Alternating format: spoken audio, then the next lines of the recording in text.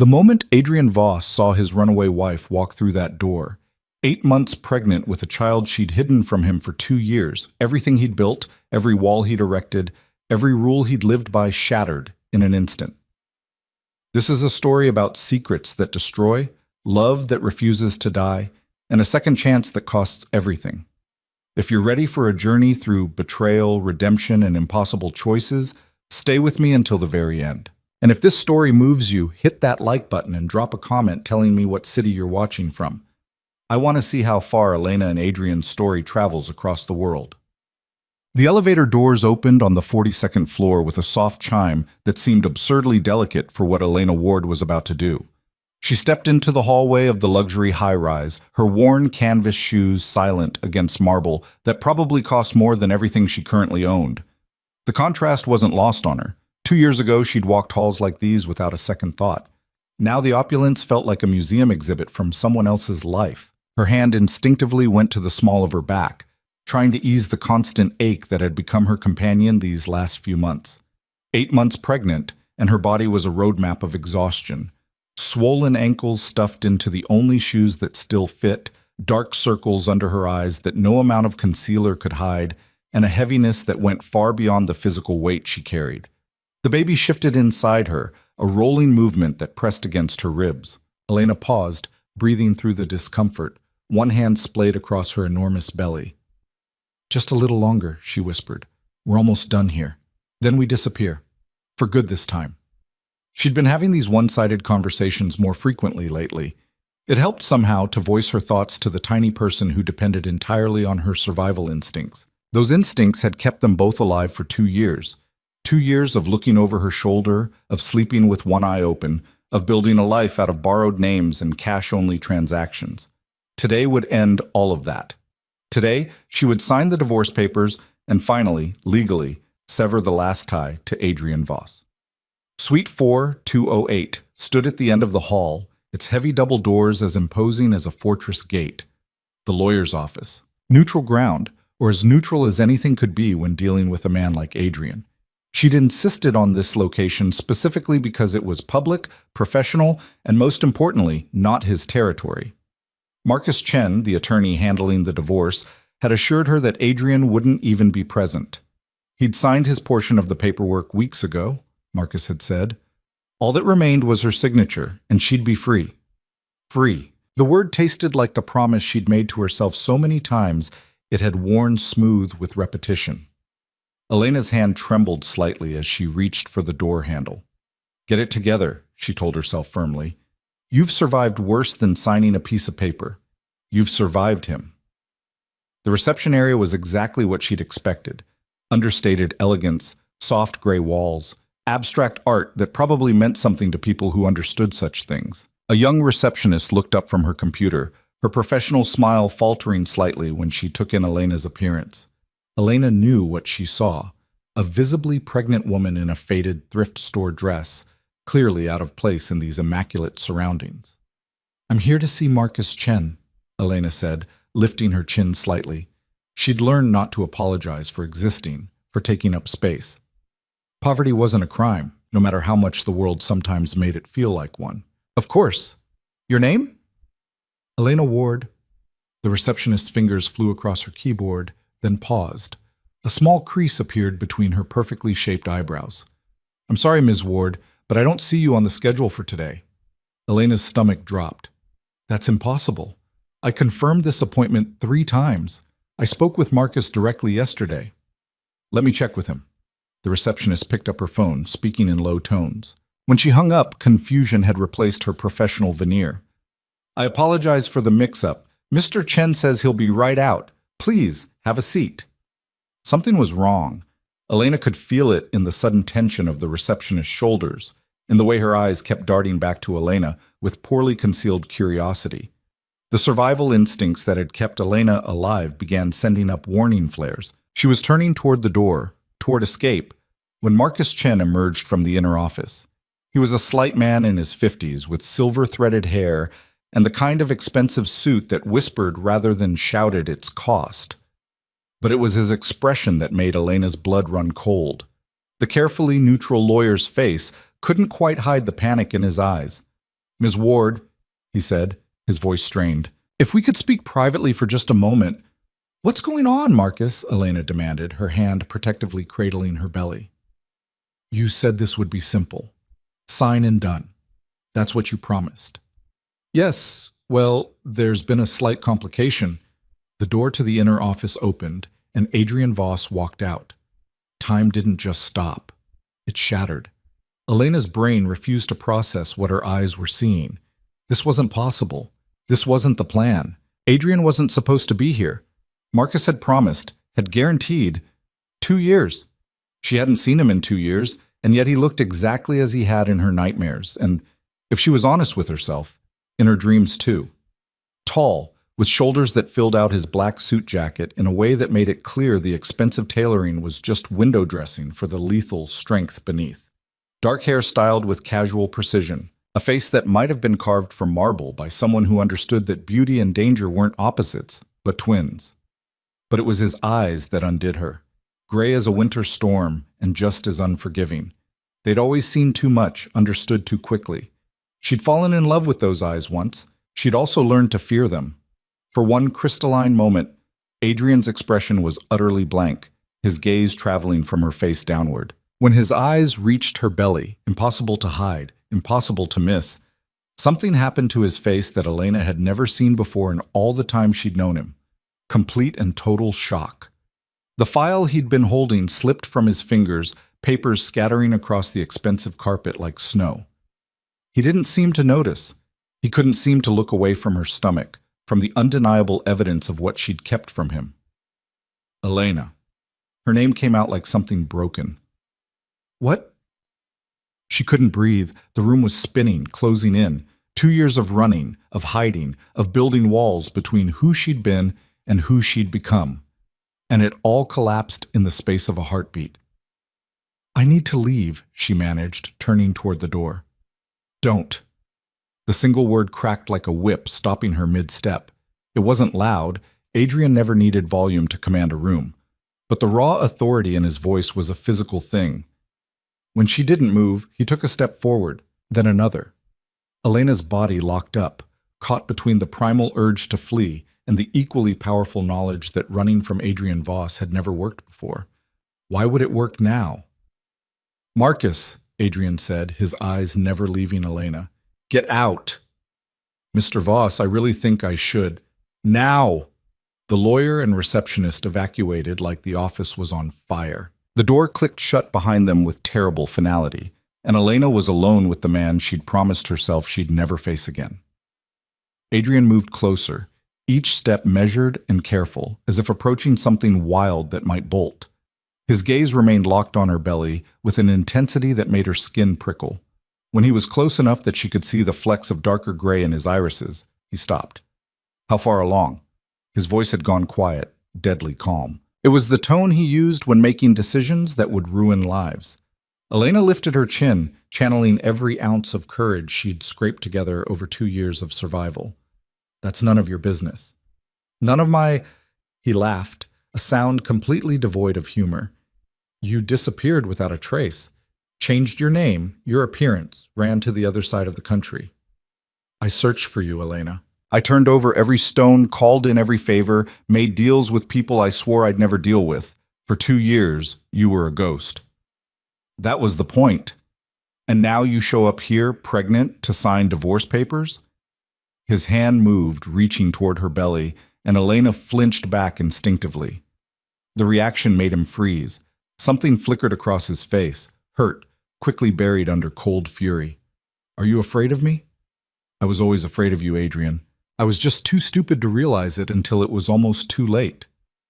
That's not an answer to my question. His gaze dropped again to her stomach, and this time when his hand moved, she didn't pull away. Couldn't, somehow. His palm hovered an inch from the curve of her belly, not quite touching, asking permission he'd never asked for anything else in his life. Against every instinct screaming at her to maintain distance, Elena found herself nodding. The moment his hand made contact, the baby kicked, hard. Adrian jerked back as if burned, his eyes going wide. Then, incredibly, he laughed, a genuine sound of wonder that transformed his face into something almost boyish.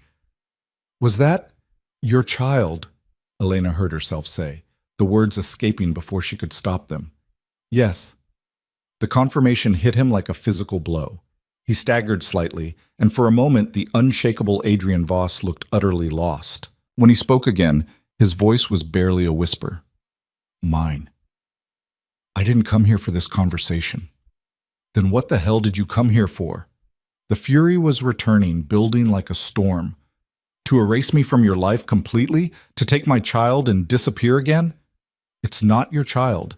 You gave up any claim to this baby the day you became what you are. What I am? His laugh was bitter now. I'm exactly what I was when you married me, Elena. You knew what I did. You knew who I worked for. I knew you were involved in your father's business. I didn't know you'd become him. The words landed like a slap. Adrian's jaw tightened, a muscle ticking in his cheek. That's not fair. Fair? Elena felt something break inside her, years of suppressed anger and fear and grief pouring out. You want to talk about fair? You put a gun to a man's head while I was in the next room. You came home with blood on your hands and kissed me like it was nothing. You turned our home into a fortress and our life into a prison. And when I begged you to stop, to find another way, you told me I was being naive. I was protecting you. You were protecting your empire. I was just another asset to guard, like your cars and your properties and your territories. Well, I'm done being an asset, Adrian. I'm done being something you own. I never... He cut himself off, breathing hard. Is that really what you think? That you meant nothing more to me than property? What else was I supposed to think? You made every decision about our lives without consulting me. You controlled where I went, who I saw, what I did. And when I tried to talk to you about it, you shut me down. Every single time. Because you didn't understand the dangers. Then you should have helped me understand, instead of treating me like a child who couldn't handle the truth. Elena pressed her hand to her back, wincing as a sharp pain lanced through her. The stress was taking its toll, and her body was making it clear. Adrian noticed immediately. Are you all right? I'm fine. You're in pain. I said I'm fine. But even as she said it, another contraction, Braxton Hicks, her doctor had said, nothing to worry about yet, tightened across her belly. She gasped, doubling over slightly. In an instant, Adrian's hands were on her, supporting her weight, guiding her toward a nearby chair. Sit down, now. Don't tell me what to... For once in your stubborn life, Elena, just listen to me. The fear in his voice was unmistakable. Please. The please broke through her defenses. She let him help her into the chair, hating how good it felt to have his hands on her, how right it seemed despite everything that had gone wrong between them. Adrian crouched in front of her, his hands gentle on her knees. How long have you been having contractions? They're just Braxton Hicks, practice contractions. It's normal at this stage. You're sure? I've been to a doctor, Adrian. I'm not an idiot. I never said... He stopped, visibly reining in his temper. When he spoke again, his voice was carefully controlled. What were you planning to do? After signing the papers? Elena met his eyes, seeing her own exhaustion reflected back. Disappear. Find somewhere safe to have this baby. Raise her away from all of this. Her? Something in his expression cracked open. It's a girl? She hadn't meant to tell him that. The information had slipped out in a moment of weakness, and now she watched as the reality of it settled over him like a physical weight. He sat back on his heels, one hand coming up to cover his mouth. A daughter, he whispered. We're having a daughter. I'm having a daughter, Elena corrected, even though the words felt hollow. You're signing away your rights to her. That's what the divorce papers include. Full custody to me, no parental claims from you. Like hell I am. You don't have a choice. Everyone has choices, Elena. You made yours when you ran. I'm making mine now. He stood, towering over her in a way that should have been intimidating but somehow wasn't. I'm not signing those papers. Then I'll take you to court. I'll fight you for custody. With what money? What resources? I know you've been barely surviving it, Elena. I know you've been living in a one-room apartment above a laundromat in a neighborhood where gunshots are white noise. I know you've been working 2 jobs just to afford prenatal vitamins. The words hit like physical blows. You've been watching me. I found you 3 months ago. Elena's world tilted. What? 3 months? I've had people keeping an eye on you, making sure you were safe, making sure you had what you needed. The anonymous money orders. Realization crashed over her. Twice in the last 3 months, money orders had appeared in her mailbox with no return address. She'd been terrified they were some kind of trap, had almost not cashed them. But rent had been due, and the baby had needed things, and desperation had won out over caution. You were struggling, Adrian said simply. What was I supposed to do, watch you suffer? You were supposed to let me go. That's what I asked for, Adrian. That's all I wanted, to be free of you. And our daughter, what about what she deserves? Does she deserve to grow up without a father? Does she deserve to live in poverty when I can give her everything? Everything except safety. Everything except a life that doesn't revolve around violence and crime, and I would never let anything happen to her, or to you. You can't promise that. Elena struggled to her feet, needing to be on his level, needing to make him understand. That's the whole point, Adrian. You live in a world where people die, where enemies are always circling, where today's ally is tomorrow's assassin. I can't raise a child in that world. I won't. Then I'll leave it. The words hung in the air between them, so unexpected that Elena was certain she'd misheard. What? You heard me.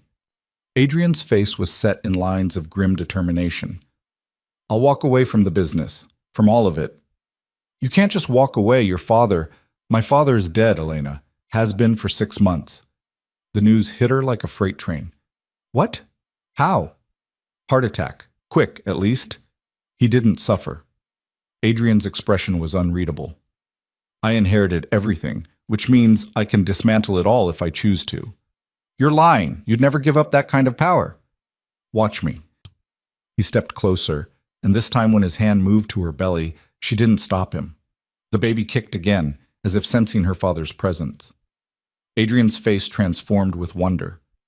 I've made a lot of mistakes, Elena. Most of them I can live with. But losing you, losing her, that's not a mistake I can survive. Pretty words don't change reality, Adrian. You can't just snap your fingers and become someone else. Then give me time to prove I can. His other hand came up to cup her face, thumb brushing across her cheekbone with devastating gentleness. 1 hour. That's all I'm asking. Give me 1 hour to talk, to explain, to make you understand. If after that you still want to sign the papers and disappear, I won't stop you. You're lying. I've never lied to you, Elena. Not once. That, infuriatingly, was true. Adrian Voss was many things. Dangerous, controlling, ruthless when he needed to be. But he'd never been a liar. Even when the truth was ugly, he'd given it to her straight. 1 hour, she heard herself say. But we set ground rules. You don't touch me unless I say you can. You don't raise your voice, and you don't try to control the conversation. Agreed. And if I want to leave at any point, you let me go. No arguments, no following me, no sending your people after me. A muscle ticked in his jaw, but he nodded. Agreed. Elena looked at this man who'd been her husband, the father of her unborn child, the person she'd loved and feared in equal measure. Every rational part of her brain was screaming that this was a mistake, that she should run while she still could. But another part, the part that had loved him once, that sometimes still ached with missing him in the dark hours of the night, whispered that maybe, just maybe, she owed him this much. 1 hour of honesty. 1 hour to say all the things they'd left unsaid. There's a cafe 2 blocks from here, she said finally. Public, neutral. We can talk there. Relief flooded Adrian's face, so profound it was almost painful to witness. Thank you. Don't thank me yet. You might not like what I have to say. I'll take whatever you're willing to give me, Elena, even if it's just anger. They gathered their things in tense silence, Elena acutely aware of Adrian's presence at her back as they left Marcus Chen's office. The lawyer was waiting in the hallway, looking like he'd aged 10 years in the last 20 minutes. Mr. Voss, should I... The appointment is postponed indefinitely, Adrian said curtly. I'll be in touch. The elevator ride down was excruciating. They stood on opposite sides of the car, neither speaking, the silence heavy with all the words they'd thrown at each other and all the ones still waiting to be said. Elena kept her eyes fixed on the descending floor numbers, hyper-aware of Adrian's gaze on her profile. When they reached the lobby, he moved to take her arm, then caught himself, remembering her rules. You shouldn't be walking far in your condition. I've been walking just fine for 8 months, Adrian. I'll manage 2 blocks. But the truth was, she was exhausted. The confrontation had drained her, and the baby was sitting heavy and low, making every step an effort. Still, she forced herself to maintain a steady pace, refusing to show weakness. The cafe was a small place tucked between a bookstore and a dry cleaner. Elena had chosen it deliberately. It was the kind of spot where Adrian Voss would stand out like a wolf in a petting zoo. Everything about him, from his $1,000 suit to the way he moved with predatory grace, screamed danger and power. The teenage barista's eyes went wide when they walked in, her gaze ping-ponging between Adrian's imposing presence and Elena's very pregnant belly. Welcome. What can I get you? Decaf tea, Elena said. Whatever herbal blend you have. Water, Adrian added. And whatever pastries you have fresh. All of them. All of them? The barista blinked. She needs to eat, Adrian said, nodding toward Elena. I don't know when she last had a proper meal. Elena felt her face flush with humiliation and anger. I eat just fine, thank you. You're too thin, even accounting for the pregnancy, you've lost weight. Maybe that's what happens when you're running for your life. The barista looked like she desperately wanted to be anywhere else. Elena took pity on her. Just the tea is fine, and maybe a muffin. And they found a table in the back corner, away from the windows. Old habits died hard. Adrian automatically positioned himself with his back to the wall, where he could see all the entrances and exits. Elena took the seat across from him, her hands wrapped around the warm mug the barista had brought over. For a long moment, neither of them spoke. Adrian seemed content to watch her, his gaze cataloging every change the last 2 years had wrought. Elena knew what he saw. She was thinner everywhere except her belly, her hair longer and less styled, her clothes cheap and worn. She looked, she knew, like exactly what she was, a woman who'd been running on fumes for too long. Your hour is ticking, she said finally, breaking the silence. Adrian leaned back in his chair, hands folded on the table in front of him. Tell me why you left. You know why I left. I know you ran the day after I told you about the Castellano contract. What I don't know is why that was the breaking point. What made that different from all the other times I'd told you about my work? Elena took a sip of tea, buying herself time to organize her thoughts. How could she make him understand? It wasn't about the contract itself. It was about what it represented. You were taking over territory from a family that had controlled it for 3 generations. People were going to die, Adrian. You said it yourself, the Castellanos wouldn't give up without a fight. That's the business, Elena. You knew that. I knew it in theory, but that night, when you laid out your plans like you were discussing a merger instead of a war, I realized something. You weren't troubled by it. You weren't conflicted or regretful or even angry. You were excited. Adrian's jaw tightened. I was doing what needed to be done to protect our interests. Our interests? Elena laughed bitterly. I didn't have interests, Adrian. I had a husband who was slipping further and further into a world I didn't recognize. Every day you became more like your father, harder, colder, more willing to do whatever it took to win. My father built an empire that protected hundreds of families, that provided for people who had no other options. Your father was a monster who dressed up his crimes in rhetoric about loyalty and family. The words came out harsher than Elena had intended, but she couldn't take them back. Didn't want to. Adrian's eyes went cold. Be very careful what you say about my father. Or what? You'll make me disappear? Oh, wait, I already did that myself. Elena set down her mug with more force than necessary. This is exactly what I'm talking about. You asked me why I left, and when I try to explain, you threaten me. I didn't threaten you. Your tone did. Your body language did. Everything about you is a threat, Adrian, whether you mean it to be or not. That's what you don't understand. That's what you've never understood. Then explain it to me. The coldness receded, replaced by something that looked almost like desperation. Make me understand, Elena, because I swear I'm trying. Elena took a breath, searching for the right words. Do you remember the first time we met? The question seemed to throw him. Of course, the charity gala. You were wearing a blue dress and arguing with the caterer about the champagne selection. Despite everything, Elena felt a ghost of a smile. You thought I worked there. You were so passionate about getting the details right. How was I supposed to know you were one of the event planners? His expression softened with the memory. You told me I had no taste in wine. You ordered the most expensive bottle without even asking what it was. That's not taste, that's showing off. It worked though, didn't it? You agreed to have dinner with me. I agreed to have dinner with you because you offered to donate double your ticket price if I'd give you 1 hour to prove you weren't a complete Philistine. Elena's smile faded. That was the best night of my life, Adrian. You were charming and funny and so different from anyone I'd ever met. You made me feel seen in a way no one else ever had. But I didn't know who you were. Not really. You told me you worked in import/export, which I later learned was technically true, but wildly misleading. You didn't mention that your idea of conflict resolution involved baseball bats and shallow graves. I told you the truth about my family before I proposed. You gave me a sanitized version of the truth. You said your family had connections, and that some of your business ventures existed in gray areas. You didn't tell me you were heir to the largest crime syndicate on the East Coast. Would you have married me if I had? The question hung between them, weighted with impossible choices and roads not taken. Elena thought about it honestly, remembering the woman she'd been at 24, idealistic, romantic, convinced that love could conquer anything. No, she said finally. I wouldn't have. Something flickered in Adrian's eyes, pain, quickly masked. At least you're honest. That's all I have left, Adrian. Honesty.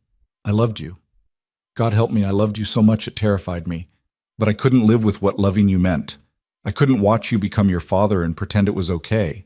I couldn't raise a child in a world where violence is just the cost of doing business. So you ran. So I ran, she confirmed. I emptied our joint account, my half only. I didn't take any of your money, and I disappeared. I changed my name, changed my appearance, moved across the country. I did everything I could to make sure you'd never find me. You missed one thing. What's that? You forgot that I'm very, very good at finding people who don't want to be found. Adrian's smile held no humor. It took me longer than it should have. You were careful, I'll give you that. But 3 months ago, one of my people spotted you at a clinic. It took me all of 5 minutes to decide to let you keep hiding. Why? Elena couldn't keep the suspicion out of her voice. That doesn't sound like you. You want honesty? Here it is. I was angry, furious. I'd spent 2 years tearing myself apart looking for you, and when I finally found you, you were pregnant with my child and clearly had no intention of ever telling me. Part of me wanted to drag you back and make you face what you'd done. And the other part? The other part saw how scared you were, how exhausted, how hard you were fighting just to survive. And I realized that you'd rather live in a one-room apartment and work yourself to the bone than come back to me. He looked away, jaw tight. That's when I knew I'd lost you. Really, truly, lost you. The admission hung in the air between them, raw and painful. Elena felt something shift in her chest, some small crack in the armor she'd built around her heart. The money orders, she said quietly. Why didn't you just tell me they were from you? Would you have accepted them if you'd known? No? Exactly. Adrian turned back to her, his gray eyes intense. I couldn't stand by and watch you struggle, Elena. Call it controlling, call it whatever you want, but I couldn't do it. So I sent what I could in a way you might actually use. It wasn't enough. Nothing could be enough. But it was something. You can't solve everything with money, Adrian. I know that, but it's what I have to offer. He reached across the table, stopping just short of touching her hand. What else can I give you, Elena? Tell me what you need, and it's yours. I need you to understand that this isn't about money or resources or protection. It's about who you are, who you've chosen to be. Then I'll choose differently. The words came out fierce, almost desperate. I meant what I said. I'll walk away from the business, from all of it. You can't just walk away. There are people who depend on you, territories to manage, rivals who will see your absence as weakness and move in to fill the void. Let them. I don't care. You're lying. You do care. It's who you are, Adrian. No. He did touch her hand then, despite her rules, his fingers wrapping around hers with desperate intensity. You're who I am. You and our daughter. Everything else is just noise. Elena wanted to believe him. The yearning in his voice, the vulnerability in his eyes, it all called to the part of her that had never stopped loving him. But she'd learned the hard way that wanting something to be true didn't make it so. Words are easy, Adrian. It's actions that matter. Then let me prove it to you. Give me a chance to show you I can change. How? By abandoning everything overnight? That's not change, that's running away. And we both know you're not the running away type. What do you want from me? The frustration in his voice was palpable. I'm offering you everything I have, and it's still not enough. Because I don't want your empire or your money or your protection. I want the man I fell in love with, the one who took me to art galleries and argued about wine and made me laugh until I couldn't breathe. Where did he go, Adrian? He grew up, Adrian said quietly. He learned that the world doesn't run on good intentions and romantic gestures. He learned that to protect the people he loves, he has to be harder than his enemies, stronger, more ruthless. And in the process, he became exactly what he was fighting against. The accusation hit home. She could see it in the way Adrian flinched. But before he could respond, Elena's phone buzzed in her purse. She almost ignored it, but some instinct made her check. The message was from her landlord. Pipe burst in your unit. Everything ruined. Need you to come sign insurance forms. Elena stared at the screen, feeling the last threads of control slipping through her fingers. Of course this would happen now, today, when she was already at her breaking point. What is it? Adrian asked, reading her expression. Nothing, just... She laughed, a slightly hysterical sound. My apartment flooded. Everything I own is apparently destroyed. She watched the information process across Adrian's face, saw the exact moment he began planning, organizing, solving. You'll stay at one of my properties. I have a place in... No! Elena, be reasonable. You're 8 months pregnant and you just lost your home. I'll figure something out. I always do. Why? The word came out almost anguished. Why do you have to do everything alone? Why can't you let me help you? Because your help comes with strings, Adrian. It always does. What if it didn't? He leaned forward, intensity radiating from him. What if I helped you with no expectations? No strings? No conditions? Just let me make sure you and our daughter are safe. Elena laughed bitterly. There's always conditions with you, even when you don't say them out loud. You're wrong. Am I? Tell me honestly, if I take your help now, will you really just let me walk away when the baby's born? The hesitation before he answered told her everything she needed to know. I didn't think so, she said, standing up. The movement sent a wave of dizziness through her, and she had to grip the table edge for balance. Adrian was on his feet instantly, hands hovering near her elbows without quite touching. Sit down. You're not well. I'm fine. You're pale as a ghost and swaying on your feet. Sit down. Maybe it was the exhaustion, or the shock of seeing him again, or the news about her apartment. Maybe it was all of it combined. But suddenly, Elena's legs wouldn't hold her anymore. She sank back into the chair, breathing hard. I'm calling a doctor, Adrian said, already reaching for his phone. I just need a minute. It's been a long day. It's been a catastrophic day, and you're in no condition to handle this alone. He was already dialing, his voice taking on the crisp, commanding tone that meant he was issuing orders. I need Dr. Morrison at the Lexington property. Immediately. I have my own doctor. Who you can't see because you don't have a home to go back to. Adrian ended the call and crouched in front of her again. Please, Elena, just for tonight, let me make sure you're okay, both of you. She should say no. Every instinct screamed at her to refuse, to maintain her independence, to not give him an inch because he'd take a mile. But she was so tired, so desperately bone-deep tired, and the baby was moving restlessly, as if picking up on her stress. Just tonight, she heard herself say, in separate rooms. Of course. And this doesn't change anything. Come morning, we're back to the original plan. I sign the papers, and we go our separate ways. Adrian's expression suggested he thought otherwise, but he nodded. Whatever you need. He helped her to her feet with a gentleness that made her throat tight. Outside, a car was already waiting. Of course it was. Adrian probably had drivers stationed all over the city, ready to appear at a moment's notice. The vehicle was a far cry from her usual bus rides. Leather seats, tinted windows, and enough space that she could actually stretch out her aching legs. Adrian helped her in, then slid in beside her, maintaining a careful distance. As they pulled into traffic, Elena caught sight of her reflection in the window. She looked small and lost, a ghost of the woman she'd been. When had that happened? When had surviving become the best she could hope for? "What are you thinking?" Adrian asked quietly. "That I don't know who I am anymore. The woman who married you is gone. The woman I've been pretending to be for 2 years is a lie. And I have no idea who I'm supposed to become." "Maybe that's something we figure out together." "We're not together, Adrian. We're having a child together. That's not nothing. It's not everything either." He didn't argue, which somehow made it worse. They drove in silence through the city streets, and Elena watched the world blur past. Somewhere out there was the life she'd been building, small and precarious, but hers. Now even that was gone, swept away like everything else that had mattered. The Lexington property turned out to be a penthouse apartment with floor-to-ceiling windows and views that stretched across the entire city. It was beautiful in an impersonal way, like a hotel suite designed for people who never stayed long enough to make it home. Dr. Morrison arrived within 20 minutes. A woman in her 60s with kind eyes and steady hands. She examined Elena thoroughly, checking both her vitals and the baby's. "You're dehydrated and exhausted," she said finally. "But the baby seems fine. Strong heartbeat, good movement. You've been under significant stress recently, haven't you?" "You could say that."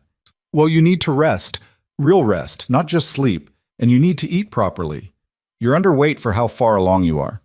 She turned to Adrian, who'd been hovering in the doorway. "Make sure she takes it easy. No arguments, no stress. Doctor's orders." After she left, Adrian showed Elena to one of the guest rooms.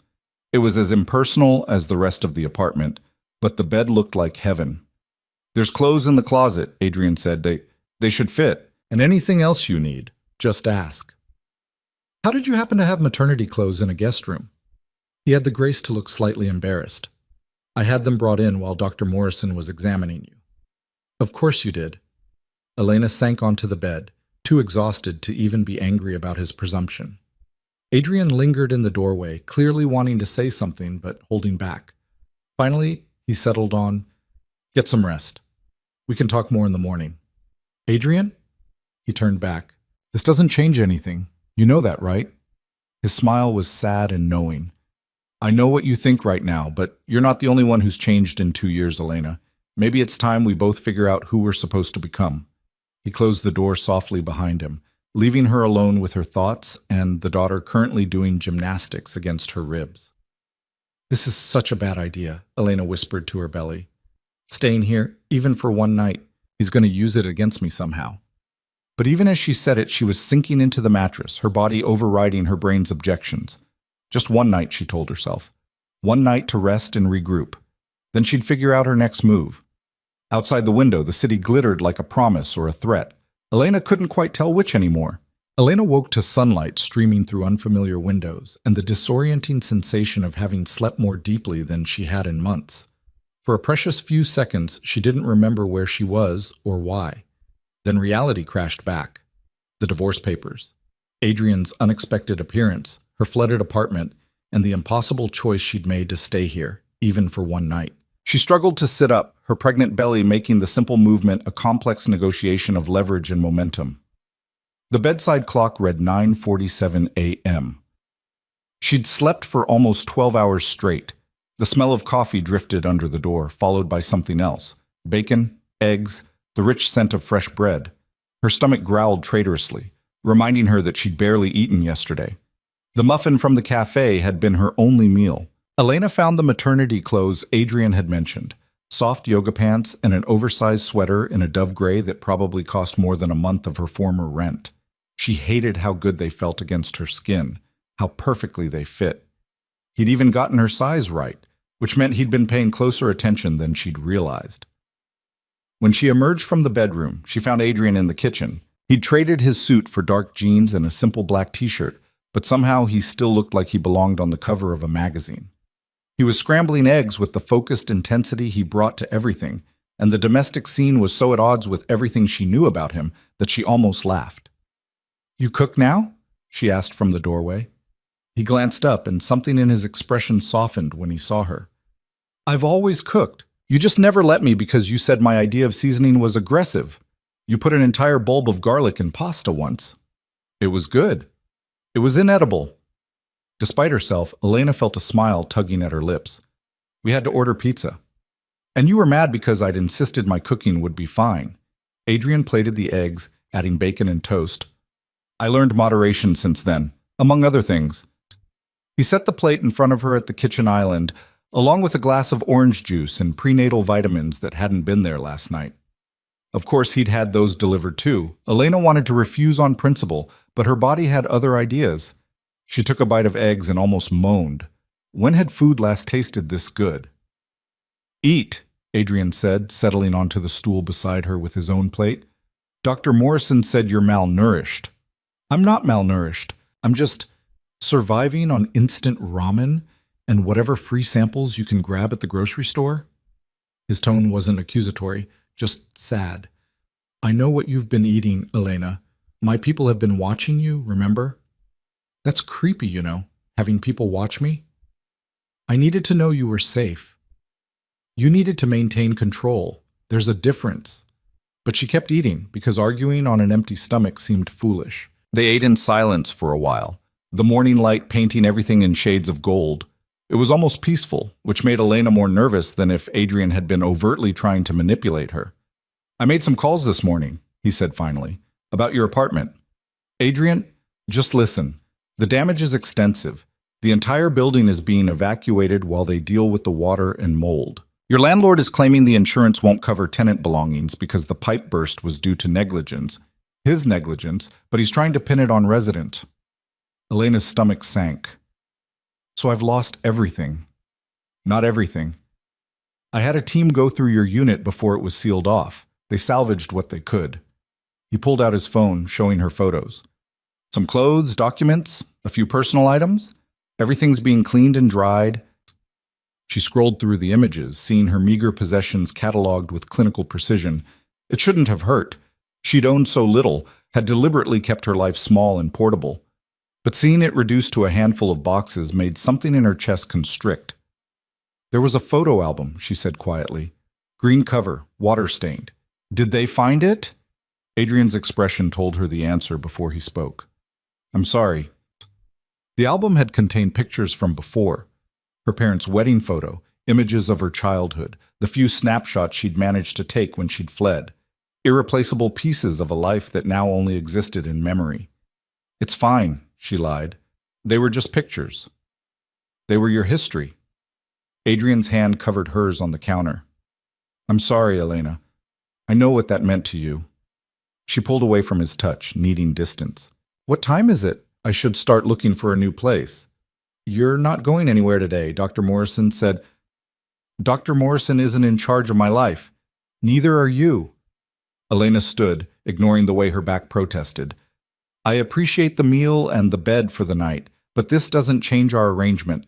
I need to find somewhere to stay, and you need to sign those divorce papers." "Sit down, Elena." "Don't tell me what to pick in, please." The words stopped her mid-sentence. "Please just sit down and hear me out. 5 minutes, that's all I'm asking." Against her better judgment, she sat. 5 minutes. Adrian took a breath, and she could see him choosing his words carefully. "I spent all night thinking about what you said, about who I've become, about what I've lost along the way. And you're right. I did become my father, maybe not in every way, but in the ways that matter. I let the business consume me because it was easier than dealing with the truth." "What truth?" "That I was terrified." The admission seemed to cost him. "My father ruled through fear and strength. He never showed weakness, never admitted doubt. And when he died and all of it fell to me, I thought the only way to survive was to be exactly like him. Harder, more ruthless. Because the moment anyone saw vulnerability, they'd tear me apart." Elena studied his face, looking for the lie, the manipulation, but all she saw was raw honesty. "So you pushed everyone away." "I pushed you away," he corrected. The one person who actually gave a damn about who I was underneath all the armor, and by the time I realized what I was doing, you were already planning your escape. You knew? Not consciously, but looking back, all the signs were there. You stopped arguing with me about business decisions, stopped asking me to come to bed when I worked late, stopped looking at me like I was someone worth saving. His voice dropped to barely above a whisper. You stopped seeing me, Elena, and that's when I knew I'd already lost you. She wanted to deny it, but couldn't. He was right. Somewhere in those final months, she'd given up trying to reach the man she'd married and started planning her exit strategy. I couldn't keep fighting a battle I was never going to win, she said. You wanted the Empire more than you wanted me. No, I wanted to be worthy of you, and the only way I knew how was to build something so powerful that nothing could ever threaten you. I thought if I controlled enough territory, had enough influence, I could keep you safe from all the people who'd want to hurt me through you. So you became the thing I needed protection from. Adrian flinched but didn't argue. Yes, and now you expect me to believe you've changed overnight? That seeing me pregnant suddenly made you realize the error of your ways? No. I expect you to give me the chance to prove I can change. Not overnight, not in some dramatic gesture, but slowly, deliberately, by making different choices every single day. Words, Adrian, they're just words until you back them up with action. Then let me show you. He pulled out his phone again, pulling up a document. This is a letter of resignation from the family business. I'm transferring my interests to a management committee made up of people I trust. The territories, the operations, all of it, I'm walking away. Elena stared at the screen, barely processing what she was reading. This is insane. You can't just abandon everything your father built. Watch me. I'm having it notarized this afternoon. Adrian, think about this. The people who work for you, who depend on you, what happens to them? They'll be taken care of. The committee will maintain operations, and I've established a trust to ensure everyone on the payroll continues to be paid. No one loses their job or their livelihood. And your enemies? The families who've been waiting for any sign of weakness? Let them come. I don't care anymore. He set the phone down, his gray eyes boring into hers. Don't you understand, Elena? None of it matters. The power, the territory, the legacy, it's all meaningless if I lose you and our daughter. You keep saying that, but I don't think you've really thought through what you're offering. You've built your entire identity around being Adrian Voss, heir to the Empire. Who are you without that? I guess I'll find out. His smile was self-deprecating. Terrifying, isn't it? I've spent my whole life knowing exactly who I was and what I was supposed to do. Now I'm stepping into complete uncertainty. But you did it 2 years ago. You left everything you knew and built a new life from nothing. If you could do that, maybe I can too. The parallel hit harder than Elena expected. She had reinvented herself, had learned to survive without the safety net of money and power. It had been brutal and exhausting and often terrifying. Could Adrian really handle that kind of freefall? It's not the same, she said. I was running from something. You'd be running toward something that might not even exist anymore. You mean toward you? I mean toward a fantasy of what we used to be. People don't just go back to who they were, Adrian. Too much has happened. Too much has changed. I'm not asking to go back. I'm asking for the chance to build something new, something that doesn't involve blood and violence and constant vigilance. He reached across the counter but stopped short of touching her. I'm asking you to let me be a father to our daughter, to let me prove I can be the man you needed me to be all along. Elena felt tears burning in her eyes and hated herself for it. She'd promised herself she wouldn't cry, wouldn't show weakness. You hurt me, Adrian. You made me feel small and powerless and trapped. Do you have any idea what it was like living in that house? Every decision monitored, every move tracked. I couldn't even go to the grocery store without bodyguards following me. I was protecting you. You were controlling me. The words burst out with more force than she'd intended. There's a difference between protection and possession, and you never learned where that line was. You treated me like something precious that needed to be locked away in a vault, not like a partner with thoughts and needs of her own. You're right. The admission seemed to deflate him. I was controlling. I justified it by telling myself it was for your safety, but the truth is, I was terrified of losing you. So I held on tighter and tighter until you couldn't breathe.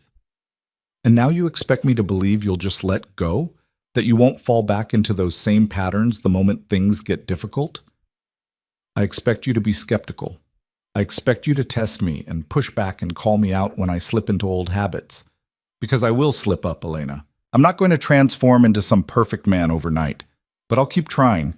Every single day, I'll try to be better than I was the day before. The baby kicked hard, as if offering her own opinion on the conversation.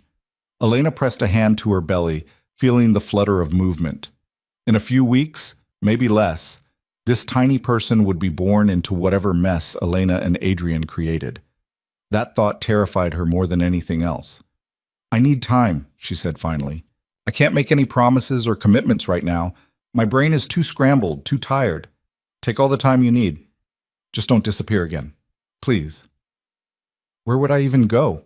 My apartment is flooded. I have no job, no savings. Stay here. Absolutely not. Then let me set you up somewhere else. A place of your own, no strings attached. I'll pay the rent and expenses, and you'll have complete freedom to come and go as you please. That's still strings, Adrian. That's still you controlling the situation. Then tell me what would work for you, because letting you sleep on the street or in some shelter isn't an option I'm willing to consider. Elena wanted to argue that it wasn't his choice, that she'd survived worse than temporary homelessness. But the truth was, she was 8 months pregnant and exhausted and running out of options. Pride was a luxury she couldn't afford right now. Temporary, she said firmly. Whatever arrangement we make, it's temporary until I figure out my next move. Agreed. And I want it in writing. A lease or contract or whatever, proving I have legal rights to the space. I won't be dependent on your goodwill for a roof over my head. Done. I'll have my lawyer draw up papers this afternoon. Not your personal lawyer, someone independent. Adrian's jaw tightened. Clearly he didn't like the implication that he might manipulate the situation, but he nodded. I'll provide a list of 3 firms for you to choose from. You pick which one handles the paperwork. Okay? Elena took a breath, feeling like she was stepping off a cliff. Okay. But this doesn't mean we're together. This doesn't mean I forgive you.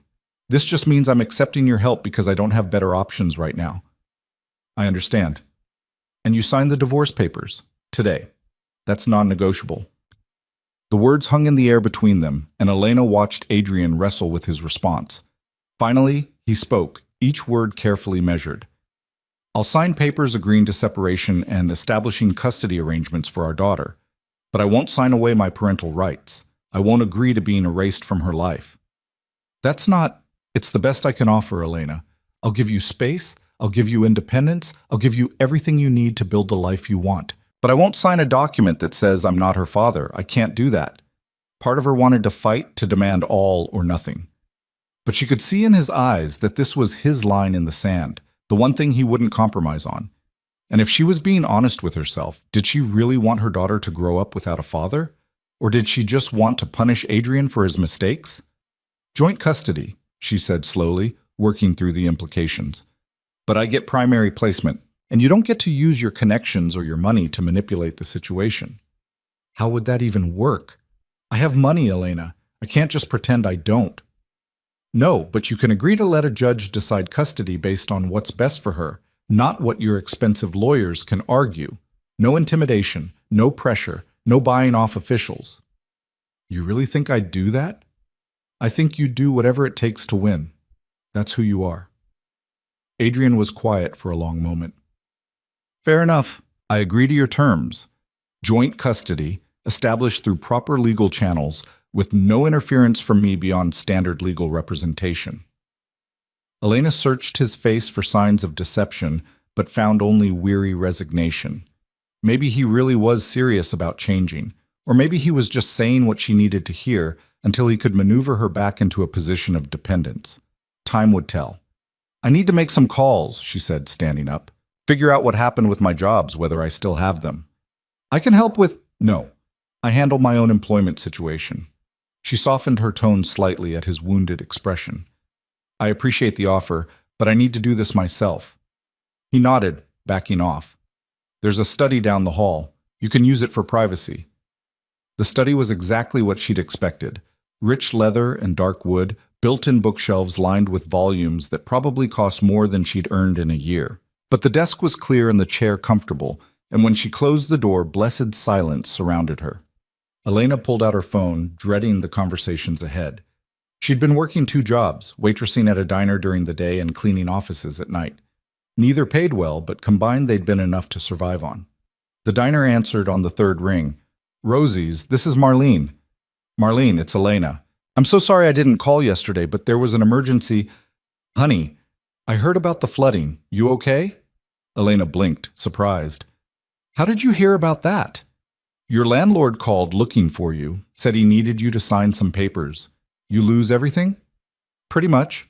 Marlene sighed, and Elena could picture the older woman shaking her head. "Well, don't you worry about the shifts. Take the time you need to get sorted. Your job's waiting when you're ready." There's relief flooded through her. "Thank you. I'll be back as soon as I can." "You sure you should be working in your condition? You look ready to pop any day now." "I've got a few weeks yet, and I need the money." "Stubborn girl. All right, but you take care of yourself. That baby needs you healthy." The cleaning company was less understanding. The supervisor informed her curtly that missing a shift without notice was grounds for termination, emergency or not. Elena tried to explain, but the woman cut her off. "You're replaceable, Ward. I got a dozen people waiting for your hours. Don't bother coming back." The line went dead. Elena sat there, staring at her phone. Just like that, half her income was gone. She still had the diner, at least, but that wouldn't be enough to cover rent and baby expenses and everything else she'd need. A knock at the door pulled her from her spiraling thoughts. Adrian stepped in, reading her expression with uncomfortable accuracy. "Bad news?" "Lost one of my jobs. The cleaning company fired me." She hated how defeated she sounded. "You don't need to work, Elena. I can sit." "Don't. Please don't finish that sentence." She pressed her fingers to her temples, fighting off a headache. "I know you want to solve everything with money, but that's not how this works. I need to be able to support myself and the baby." "Why? What are you trying to prove?" "That I'm not helpless. That I don't need you to survive." The words came out sharper than intended. "I spent our entire marriage being taken care of, being provided for. And you know what? It made me weak. When I left, I had no job skills, no work experience, no idea how to function in the real world. It took me months just to figure out how to budget for groceries." Adrian sat down in the chair across from her, and she saw something like shame cross his features. "I never thought about it that way. I thought I was taking care of you." "You were, but you were also making me dependent. Every choice you made for me was one less choice I learned to make for myself." Elena met his eyes. "That's why I can't just let you swoop in and fix everything now. I need to know I can stand on my own 2 feet. Oh, even 8 months pregnant and homeless?" "Especially then." She managed a weak smile. "Pride is all I have left, Adrian. Don't ask me to give that up too." He studied her for a long moment, something shifting in his expression. "You're stronger than I ever gave you credit for. I see that now. I had to be. You left me no choice. I know. And I'm sorry for that. Truly." He stood, moving toward the door. "I'll leave you alone." "But Elena? There's a difference between accepting help and being helpless. Just because I want to make sure you and the baby are safe doesn't mean I think you're weak." After he left, Elena sat in the quiet study, one hand on her belly. The baby was awake and active, little kicks and rolls that reminded her of what was at stake. In a few weeks, she'd be responsible for another human being. The thought was terrifying and exhilarating in equal measure. Her phone buzzed. A text from an unknown number. "This is Marcus Chen. Mr. Voss asked me to send you this list of law firms. Any of the 3 would serve your interests well. Let me know your choice and I'll initiate contact." Elena opened the attachment, scanning the names. All were reputable firms specializing in family law. All had strong records of representing clients against powerful opponents.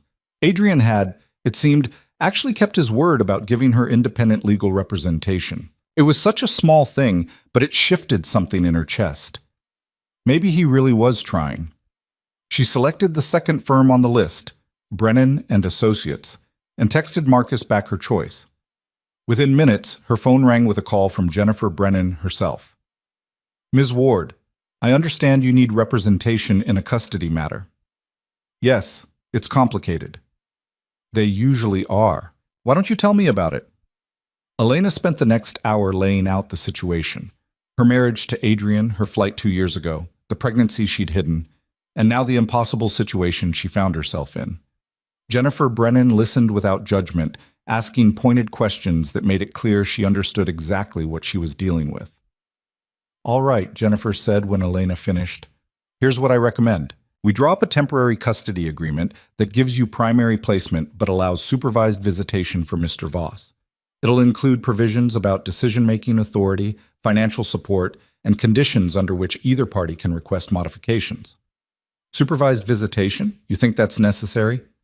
I think it's smart. Your husband, estranged husband, has significant resources and connections. Supervised visits ensure there's always a witness to the time he spends with your daughter. It protects both of you. Elena hadn't thought of it that way, but Jennifer was right. Okay, what about his offer to step away from his business? Get it in writing. If he's serious about leaving that life, we document it. Make it part of the custody agreement, maintaining a lifestyle that doesn't expose the child to criminal activity. Will that hold up legally? Depends on how it's worded, but it sends a clear message about your expectations. Jennifer paused. Miss Ward, can I be frank with you? Please. Men like Adrian Voss don't change overnight. They don't walk away from power and wealth because of a conversation. If he's serious about this, it'll be a long, messy process with setbacks and struggles. Are you prepared for that? I don't know, Elena admitted. Part of me thinks this is all an act, that he's just saying what I need to hear until he can trap me again. Trust your instincts, but also keep records. Document everything, every conversation, every promise, every interaction. If this goes sideways, you'll need evidence. They talked for another 20 minutes, hammering out details. By the time Elena hung up, she felt like she had at least some control over the situation. It wasn't much, but it was something. When she emerged from the study, she found Adrian in the living room, staring out at the city skyline. He'd changed into a suit, dark charcoal with a crisp white shirt. The transformation from domestic morning Adrian to business Adrian was jarring. Going somewhere? She asked. He turned and she saw the grim determination in his eyes. To sign those resignation papers, and to have some difficult conversations with people who won't be happy about my decision. Is it safe? Walking away like this? Probably not. But that's not your problem to worry about. Adrian, I mean it, Elena. Whatever happens as a result of my choices, that's on me. You and the baby stay out of it.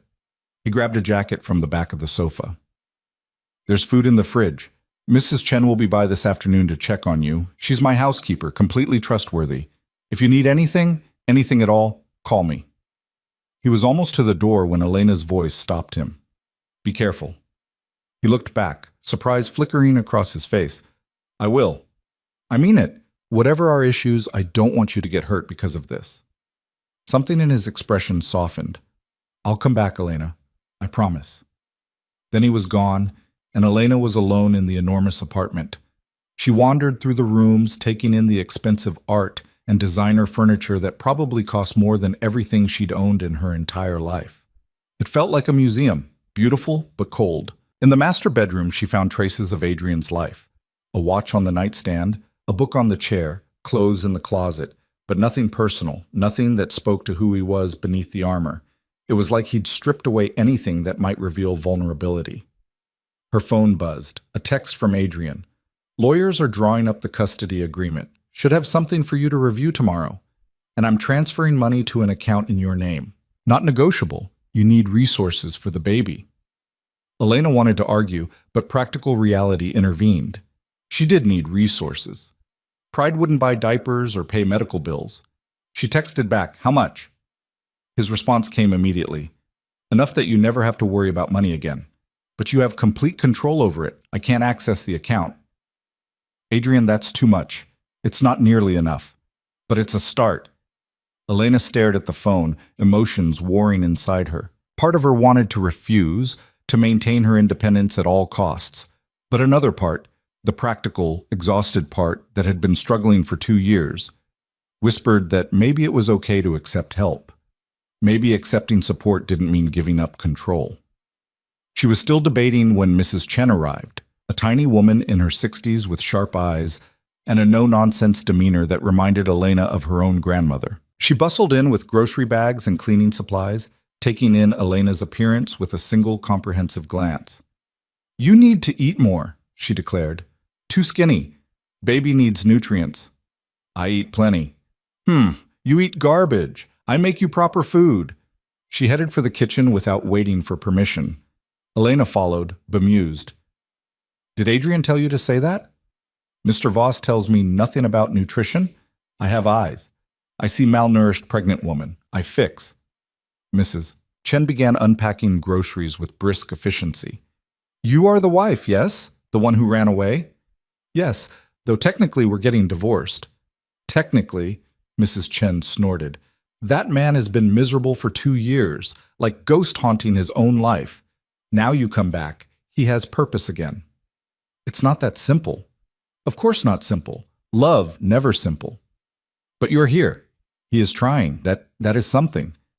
She pulled out a knife and began chopping vegetables with practiced precision. "You know what his father was like?"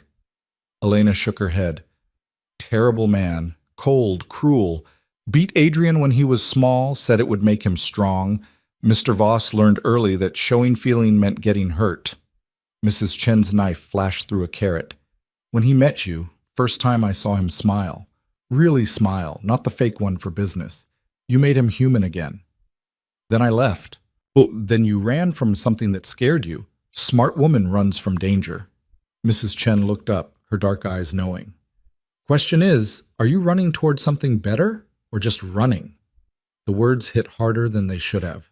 Elena sank into a chair watching Mrs. Chen cook. "I don't know anymore. I thought I was building a new life, but maybe I was just hiding." Building and hiding sometimes look the same. Difference is what you do next. She slid chopped vegetables into a pan with a sizzle. "Mr. Voss is trying to change. Hard for a man like him. You going to meet him halfway?" "I don't know if I can trust him." "Trust is earned, but cannot earn what you will not risk giving." Mrs. Chen stirred the vegetables, releasing aromatic steam. "You have baby coming soon. She needs father. Question is, will you let him be one?" Elena pressed a hand to her belly, feeling the baby shift. What if he goes back to being who he was? What if this is all temporary? What if sun does not rise tomorrow? What if rain falls up instead of down? Mrs. Chen shook her head. Cannot live life on what-ifs. Can only make best choice with information you have now. When did you become so wise? 68 years of living. Pay attention to life. Life teaches you things. She plated the stir-fried vegetables along with rice and chicken. Eat. Baby needs strength. Elena ate, and it was delicious. Simple, but perfectly seasoned, the kind of home cooking she'd been craving without realizing it. Mrs. Chen watched her with satisfaction, occasionally adding more food to her plate despite Elena's protests. "Mr. Voss said you lost your apartment," Mrs. Chen said. "Where are you planning to go?" "I don't know yet. He offered to set me up somewhere, but I'm not sure about accepting." Pride is expensive luxury when you are about to have baby. It's not about pride. Yes, it is. Pride and fear, all mixed up together. Mrs. Chen began cleaning up the kitchen. "You're afraid if you accept help, you give him power over you again. But power only comes from what you give away. If you set boundaries, maintain independence, help is just help." Elena wanted to argue, but couldn't. Mrs. Chen was right. She was letting fear drive her decisions. Fear of being controlled, of losing herself, of making the same mistakes again. "I need to think about it," she said finally. "Thinking is good. But don't think so long you end up with nowhere to go when baby comes." Mrs. Chen dried her hands. "I will be back tomorrow. You need anything, you call. Number is on the refrigerator." After she left, Elena felt the exhaustion creeping back. She made her way to the guest room and lay down, intending just to rest her eyes for a moment. She woke hours later to darkness and the sound of the front door opening, footsteps in the hallway, then a pause outside her door. She held her breath, listening. "Elena?" Adrian's voice quiet. "You awake?" "Yes." The door opened and he was silhouetted against the hallway light. Even in shadow, she could see the tension in his shoulders. "How did it go?" she asked. "About as well as expected. Lot of angry people. Few threats. One attempt at bribery. He leaned against the door frame. But the papers are signed. As of this afternoon, I'm officially out of the family business. Just like that? Just like that. He sounded exhausted. The committee takes over tomorrow. I'll maintain a silent financial interest, but no operational control. Do you regret it? He was quiet for a long moment. Ask me again in a year. Right now, I'm too numb to feel much of anything except relief. Elena sat up, studying his face in the dim light. Are you okay? I don't know. It feels like I just cut off a limb. Something that was part of me for so long I forgot it was supposed to be separate. He ran a hand through his hair. But I know it was necessary. For you, for our daughter. Don't do this just for us. That's too much pressure. Then I'm doing it for me. Because the man I was becoming scared even me. And if I kept going down that path, I'd lose everything that actually matters. He pushed off the door frame, and for a moment Elena thought he was going to leave. Instead, he moved closer, crouching beside the bed so they were at eye level. I spoke with Jennifer Brennan, he said. She's tough. Good choice. She seems competent. She's one of the best family lawyers in the state. She'll protect your interests. His hand moved like he wanted to touch her, then fell back. I told her I'll agree to whatever custody arrangement you want. Supervised visits, restricted access, whatever makes you feel safe. Adrian, I mean it, Elena. I'm not going to fight you on this. If you need me to prove I can be trusted around our daughter, I'll prove it, however long it takes. The sincerity in his voice undid something in her chest. I spoke with Mrs. Chen today. She told me about your father. His expression shuddered. What about him? That he hurt you, that he taught you love meant weakness. Mrs. Chen talks too much. Maybe. But it explains some things. Why you controlled everything. Why you couldn't show vulnerability. You learned early that emotions were dangerous. Armchair psychology doesn't change what I did to you. No. But understanding why you did it makes it easier to believe you can change. Elena took a breath, making a decision that terrified her. I want to try. To see if we can co-parent without destroying each other. Hope flared in his eyes. Yeah? Yeah. But we take it slow. No rushing into anything. And if at any point I feel like you're slipping back into old patterns, I walk. No questions, no arguments. Deal. He held out his hand like they were sealing a business arrangement.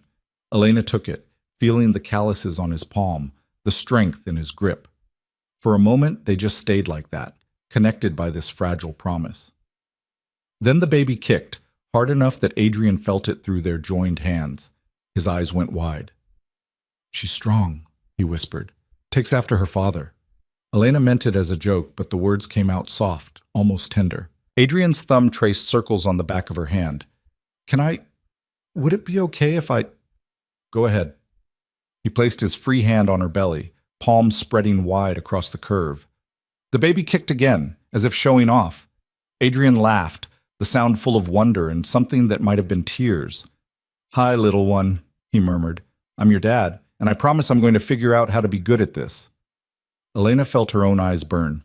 This was dangerous territory, letting him in like this. But watching him connect with their daughter, seeing the pure joy on his face, she couldn't bring herself to pull away. They stayed like that until Elena's eyes grew heavy and sleep pulled her under. The last thing she remembered was Adrian's voice, soft in the darkness, promising their daughter the world.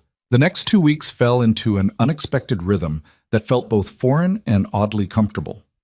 Elena remained in the guest room at Adrian's penthouse, while Jennifer Brennan worked on the custody agreement, and Adrian searched for an apartment that met Elena's exacting specifications, close to her doctor, near public transportation, in a neighborhood with good schools for the future.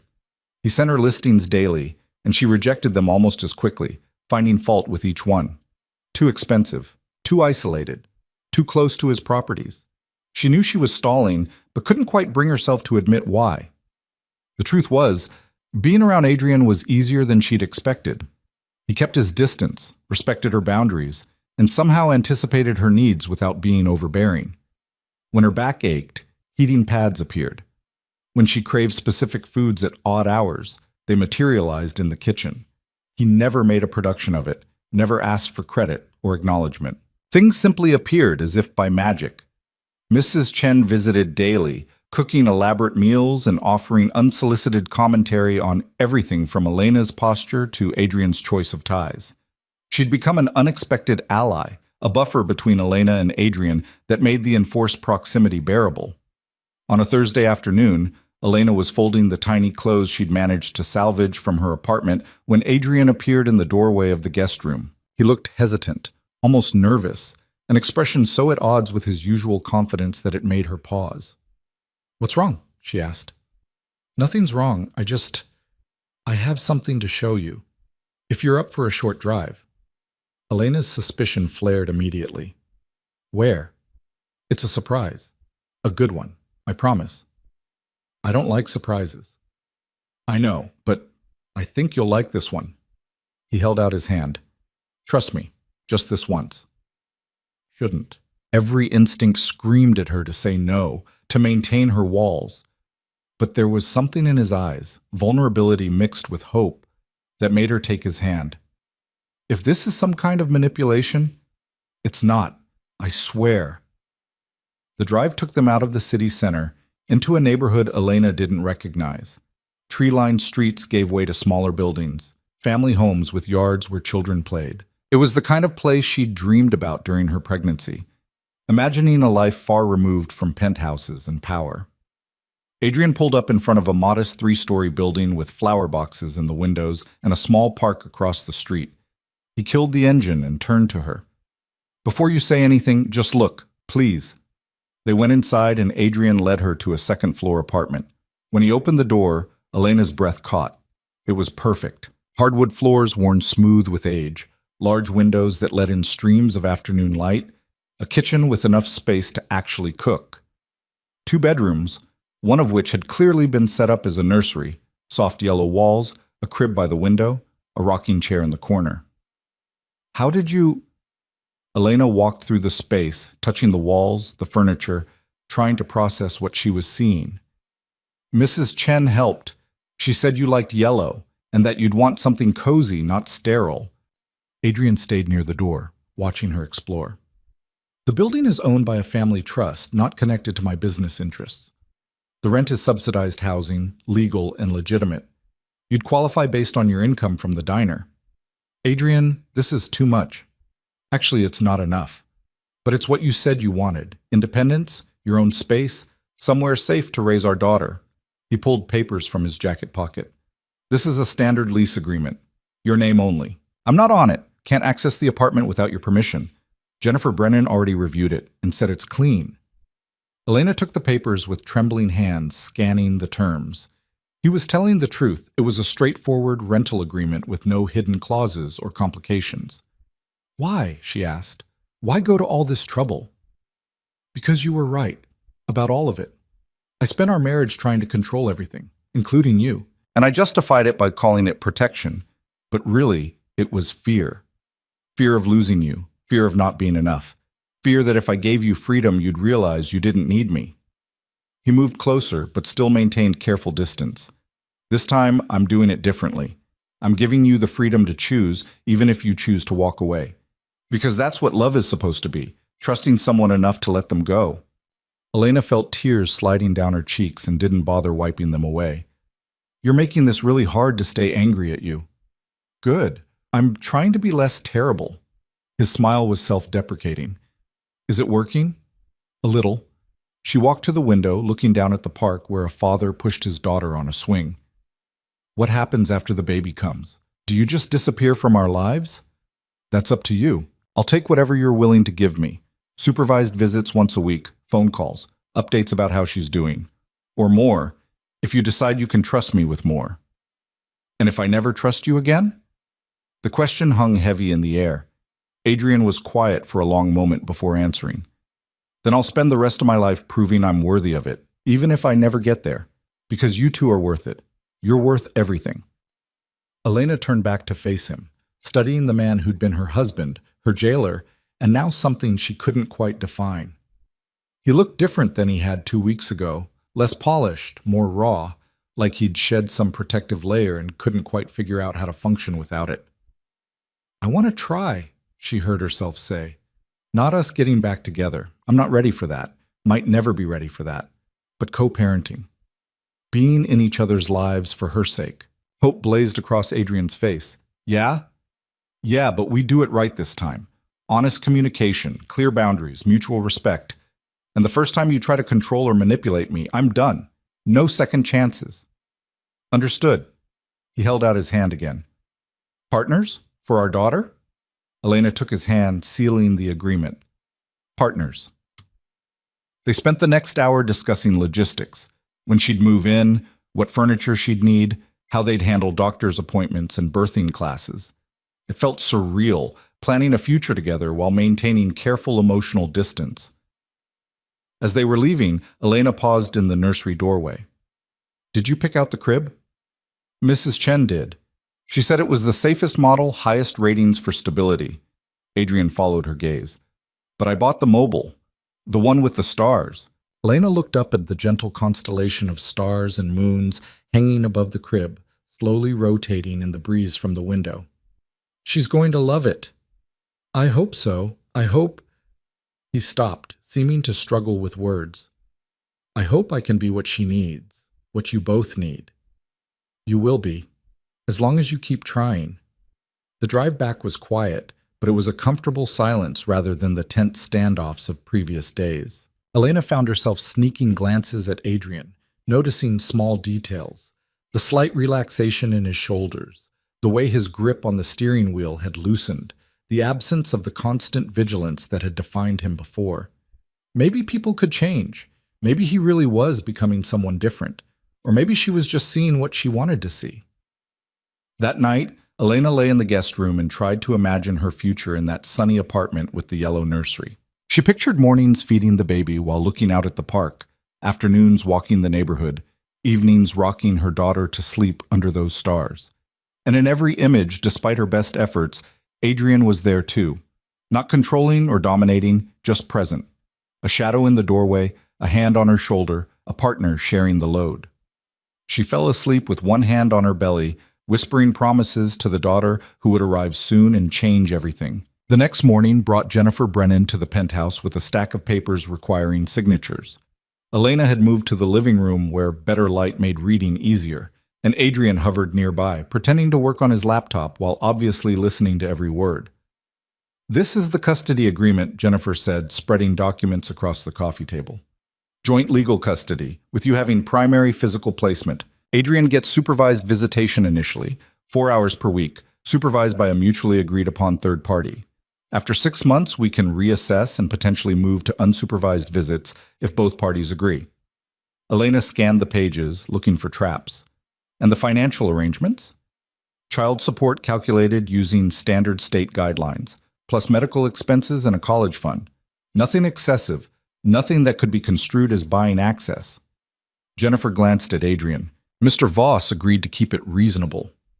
Reasonable for me isn't reasonable for most people, Adrian said quietly. But I understand why the limits are necessary. What about decision-making? Elena asked. Medical choices, education, religion? Joint decision-making for major issues. Day-to-day decisions are yours since she'll be with you primarily. And there's a clause prohibiting exposure to criminal activity or dangerous situations. Elena looked up at Adrian. Did you really agree to all this? Every word. Jennifer made sure I understood that any violation could result in losing all custody rights. His expression was serious. I won't risk that, Elena. I won't risk losing her. After Jennifer left, Elena and Adrian sat in the living room, the signed custody agreement between them like a bridge neither quite knew how to cross. So we're really doing this, Elena said. Looks like it. You'll be a father in a few weeks. Terrifying, isn't it? Adrian's smile was shaky. I have no idea what I'm doing. Neither do I. I've read all the books, taken the classes, and I still feel completely unprepared. At least you have maternal instinct or whatever. Elena laughed. I don't think that's real. I think we're all just making it up as we go along and pretending we know what we're doing. That's not reassuring. It's not supposed to be. Parenting's terrifying. She shifted position, trying to ease the constant pressure on her lower back. But I guess we figure it out together. Adrian noticed her discomfort immediately. Your back again? It's always my back now. She's sitting right on my spine. There's a prenatal massage therapist I know. She could... Adrian. Right, sorry, trying to fix things. He rubbed the back of his neck. Old habits. You can suggest things, just don't decide for me.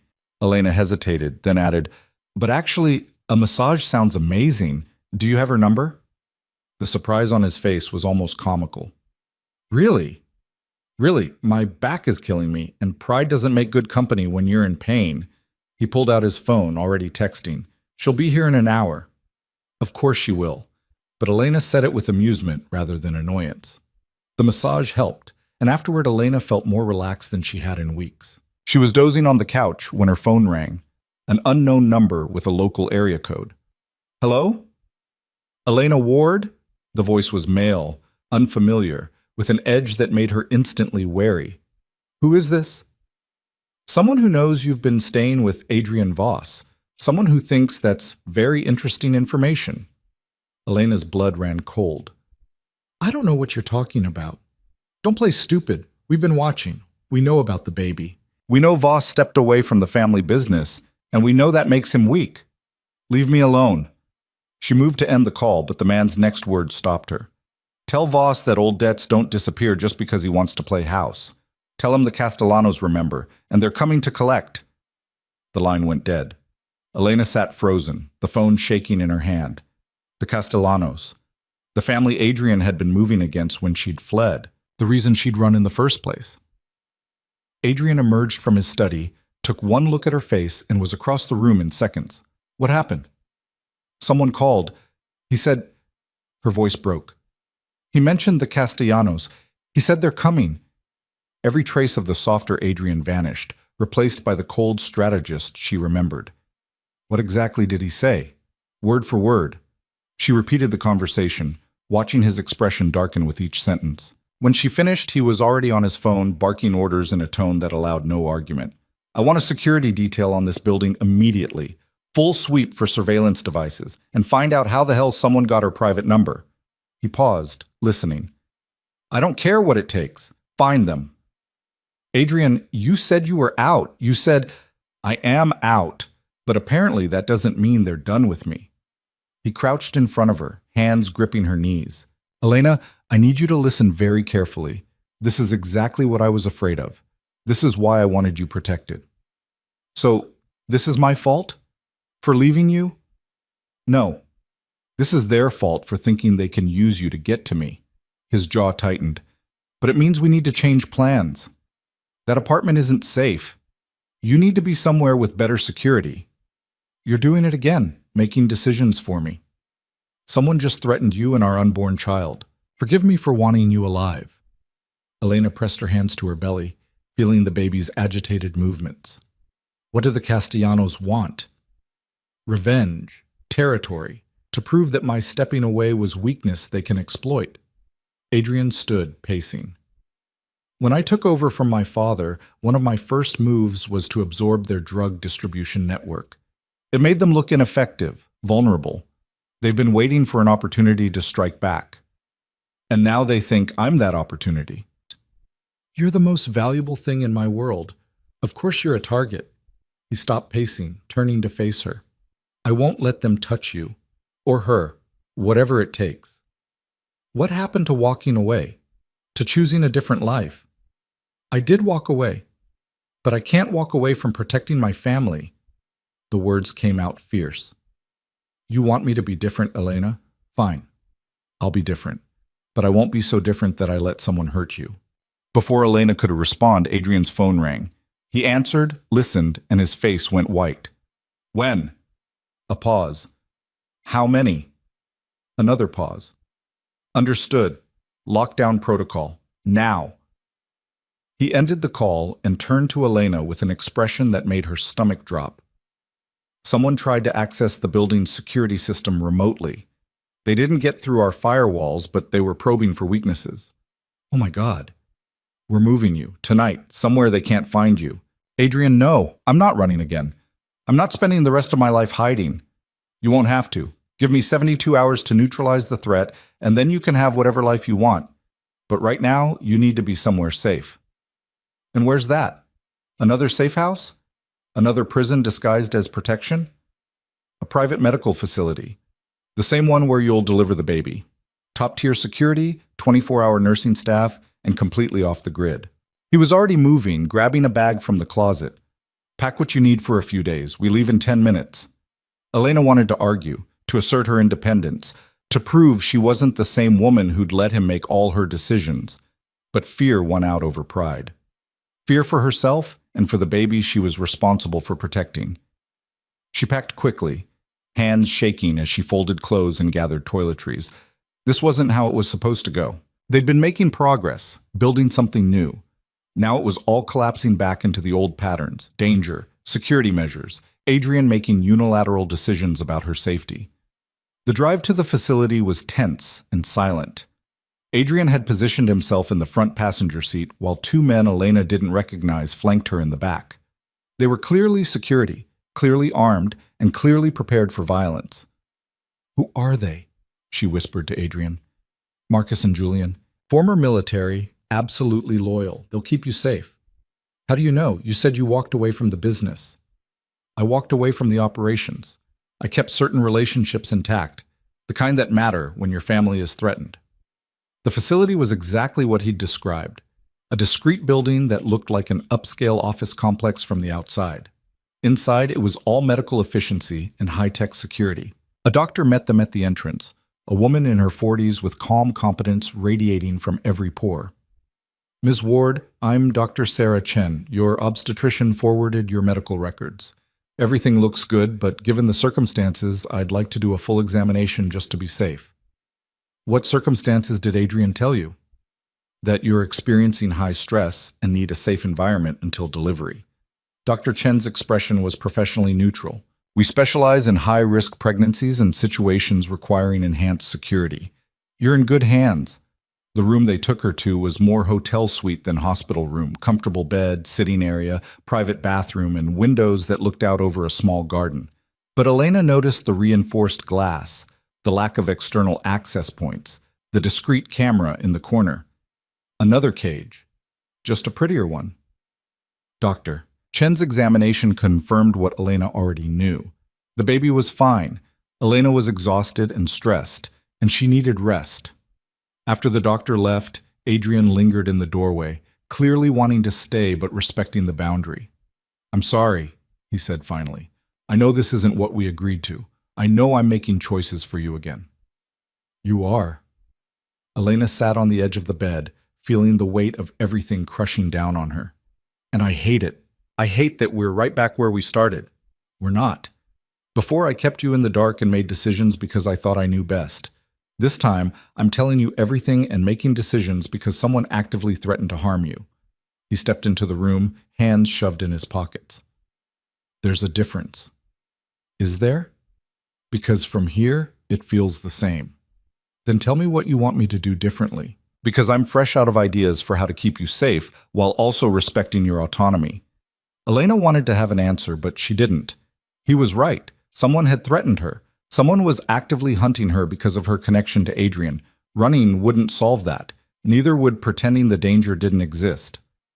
"I want honesty," she said finally. "Complete honesty. What are you planning to do about the Castellanos?" Adrian was quiet for a long moment. When he spoke, his voice was cold in a way that reminded her exactly who he used to be. "I'm going to remind them why my family controlled this city for 3 generations. I'm going to make it very clear that touching you or our daughter means their complete and utter destruction."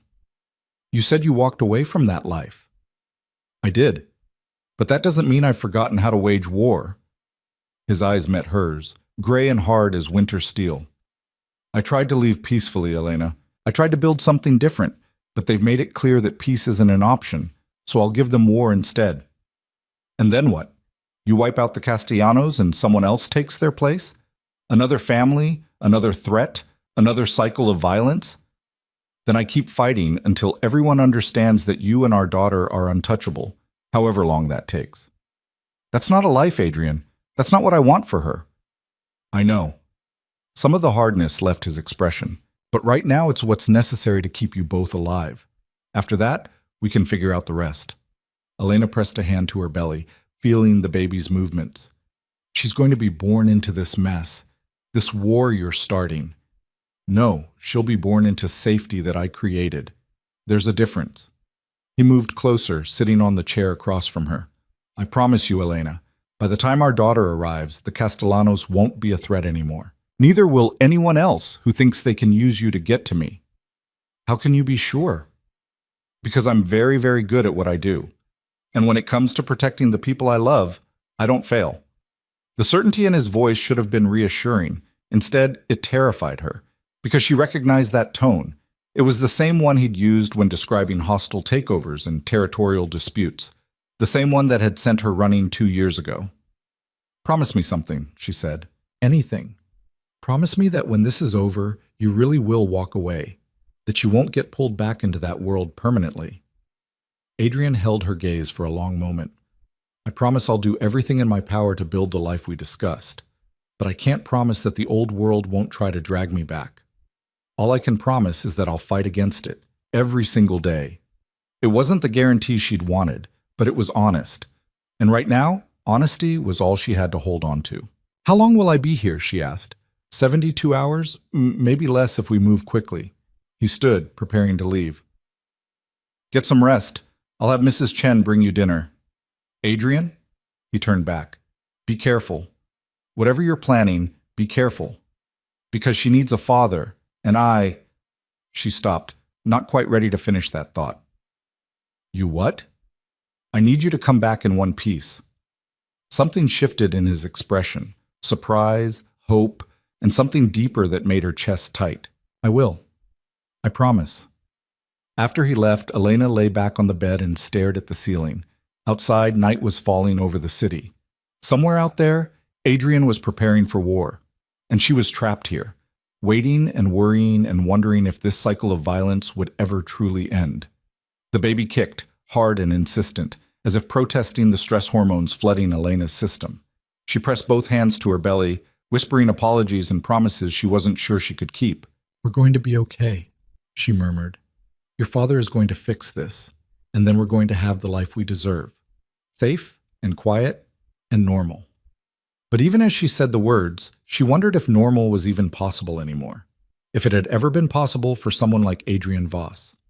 Mrs. Chen arrived an hour later with enough food for 3 people and her usual no-nonsense demeanor. She took one look at Elena's face and set the tray aside. You are worrying, she said. It wasn't a question. Someone threatened me today, threatened the baby, and Adrian is out there doing something dangerous because of it. Mr. Voss knows how to handle dangerous men. He has been doing it his whole life. That's what I'm afraid of, that he'll become those dangerous men again, that all this talk of changing was just temporary. Mrs. Chen sat on the edge of the bed, her small hand patting Elena's. You know what I think? I think you are afraid of more than just danger. I think you are afraid that you still love him. The words hit like a physical blow. Elena opened her mouth to deny it, then stopped. Because maybe Mrs. Chen was right. Maybe that was the real fear lurking beneath all the others. I can't love him, she whispered. Not after everything. Cannot stop heart from feeling what it feels. Can only choose what you do about it. Mrs. Chen stood, returning to the food tray. Now eat. Baby needs nutrients, and worrying on empty stomach helps nothing. Elena ate mechanically, tasting nothing. Her mind was with Adrian, imagining all the ways his confrontation with the Castellanos could go wrong. She'd seen the aftermath of his business dealings before. The carefully neutral news reports about bodies found in rivers, suspicious fires, unexplained disappearances. What if this time, Adrian was the one who didn't come back? The thought sent ice through her veins. She'd spent 2 years running from him, another 2 weeks learning to trust him again. The idea of losing him permanently, of their daughter growing up without a father, was unbearable. When had that happened? When had she started caring again? She was still wrestling with that question when her phone rang. An unknown number, different from the earlier threat. Don't answer, Mrs. Chen warned. But Elena's hand was already moving, some instinct overriding caution. Hello? Elena Ward? A woman's voice this time, cultured and cold. I have a message for Adrian Voss. I'm not his messenger service. No, but you are his weakness. Tell him that Maria Castellano sends her regards. Tell him we have no interest in harming you or the child, but we do require a conversation. on neutral ground, before any regrettable actions are taken. Why should I believe you? Because we're not animals, Ms. Ward. We understand the rules. Pregnant women and children are off limits. But Adrian needs to understand that his exit from the business doesn't erase past grievances. We're offering him a chance to settle accounts peacefully, for everyone's sake. And if he refuses, then we handle things the old way. And despite our rules about pregnant women, accidents do happen in war. The threat was delivered with chilling calm. The choice is his. The line went dead. Elena stared at her phone, mind racing. Should she tell Adrian? Would it make things better or worse? Maria Castellano was offering a negotiation which had to be better than outright war. But could she be trusted? Before she could decide, the door burst open and Adrian strode in, fury radiating from every line of his body. Behind him, Marcus and Julian took up positions by the door. Who called you? Adrian demanded. How did you We're monitoring your phone, every call, every text. Who was it? The old Elena would have been furious at the invasion of privacy. The new Elena, the one who just received 2 threats in one day, was grimly unsurprised. Maria Castellano. She wants to negotiate. Absolutely not. Adrian, maybe you should listen. No. He cut her off with a sharp gesture. The Castellanos don't negotiate in good faith. This is a trap. Or it's a genuine attempt to avoid bloodshed. She said pregnant women and children are off limits by their rules. She said they want to settle accounts peacefully. And you believe her? Adrian laughed bitterly. Maria Castellano is the most ruthless of their family. She's the one who ordered the hit on my father's right-hand man. She's the one who burned down a rival's business with people still inside. If she's offering peace, it's because she's planning something worse. But what if you're wrong?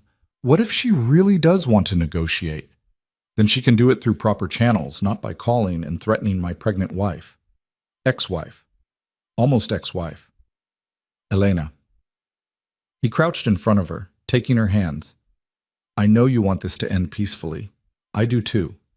But some people only understand strength. The Castellanos are those people. If I show up to this negotiation, they'll see it as weakness, and weakness gets you killed. So, what's your alternative? An actual war? A very short, very decisive war. By this time tomorrow, the Castellanos will either be agreeing to my terms or they'll be in no position to threaten anyone. Elena pulled her hands away. You're talking about killing them. I'm talking about neutralizing a threat to my family. That's not the same thing. In my world, it is. But it's not your world anymore. You said you walked away. You signed papers, made promises. I walked away from daily operations. I didn't walk away from protecting what's mine. His voice was hard, unyielding. This is non-negotiable, Elena. I won't risk you or our daughter on the word of someone who's killed dozens of people. She wanted to argue, to find some middle ground, but the look in his eyes told her there was no middle ground to be found. In this moment, he was every inch the mafia boss she'd run from, calculating, ruthless, immovable. You're scaring me, she whispered. The words hit him like a slap. Some of the hardness drained from his expression. I'm sorry. I don't mean to scare you, but I mean every word. I will not let them hurt you. Even if it means becoming exactly what I ran from? Adrian was quiet for a long moment. When he spoke, his voice was raw. I'd rather be the monster who keeps you safe than the reformed man who watches you die. And there it was. The fundamental truth that had always existed between them. Adrian would always choose protection over propriety, security over peace, control over freedom. It was hardwired into him, a survival mechanism he'd learned at his father's knee. Could he really change that? Or was she fooling herself, thinking he ever could? I need some time alone, Elena said. Elena, please, just go. Let me think. He stood slowly, reluctance in every movement. I'll be right outside if you need anything. After he left, Elena lay in the quiet room and felt the baby's movements slow as her own stress receded. Tomorrow, Adrian would do whatever he deemed necessary to protect them. People would probably die, and she would have to live with the knowledge that it was her presence in his life that had triggered this violence. Was this her future? Always waiting while Adrian fought battles she couldn't see? Always wondering if each goodbye might be the last? She pressed both hands to her belly, whispering to the daughter who would arrive soon into this complicated, dangerous world. I'm sorry. she murmured. "I'm so sorry your father and I can't figure out how to make this work. I'm sorry the world we're bringing you into is so broken." The baby kicked in response, a strong reminder that she was real, counting on Elena to make the right choices. But what were the right choices when every option seemed wrong? Elena closed her eyes and prayed for wisdom she didn't have, for strength she wasn't sure she possessed, for the ability to navigate impossible situations with impossible people toward some kind of peace. But mostly, she prayed that Adrian would come back alive, because despite everything, despite all the reasons she shouldn't, she still cared what happened to him. And that realization terrified her most of all. Elena woke to chaos. Sharp pain lanced through her abdomen, so intense it stole her breath. She jackknifed upright in bed, one hand clutching her belly, the other reaching instinctively for the call button. But before she could press it, another contraction hit, stronger this time, accompanied by a gush of wetness that soaked through her nightgown. Her water had broken. "No, no, no," she gasped. "Not yet. You're not due for 3 more weeks." But the baby had other plans. Another contraction seized her, and Elena heard herself cry out, a sound of pain and fear that brought nurses running. Dr. Chen was there within minutes, her calm competence a stark contrast to Elena's rising panic. "All right, Elena, let's see what's happening here." The examination confirmed what Elena already knew. "You're in active labor, 4 centimeters dilated, contractions every 3 minutes. This baby is coming tonight." "It's too early, something's wrong." 37 weeks isn't dangerously premature. Many babies are born healthy at this stage. Dr. Chen's voice was soothing but firm. "We're well equipped to handle this, but I need you to try to stay calm. Stress isn't good for you or the baby." "Where's Adrian?" Elena gasped between contractions. "Someone needs to call Adrian." "Already done. He's on his way."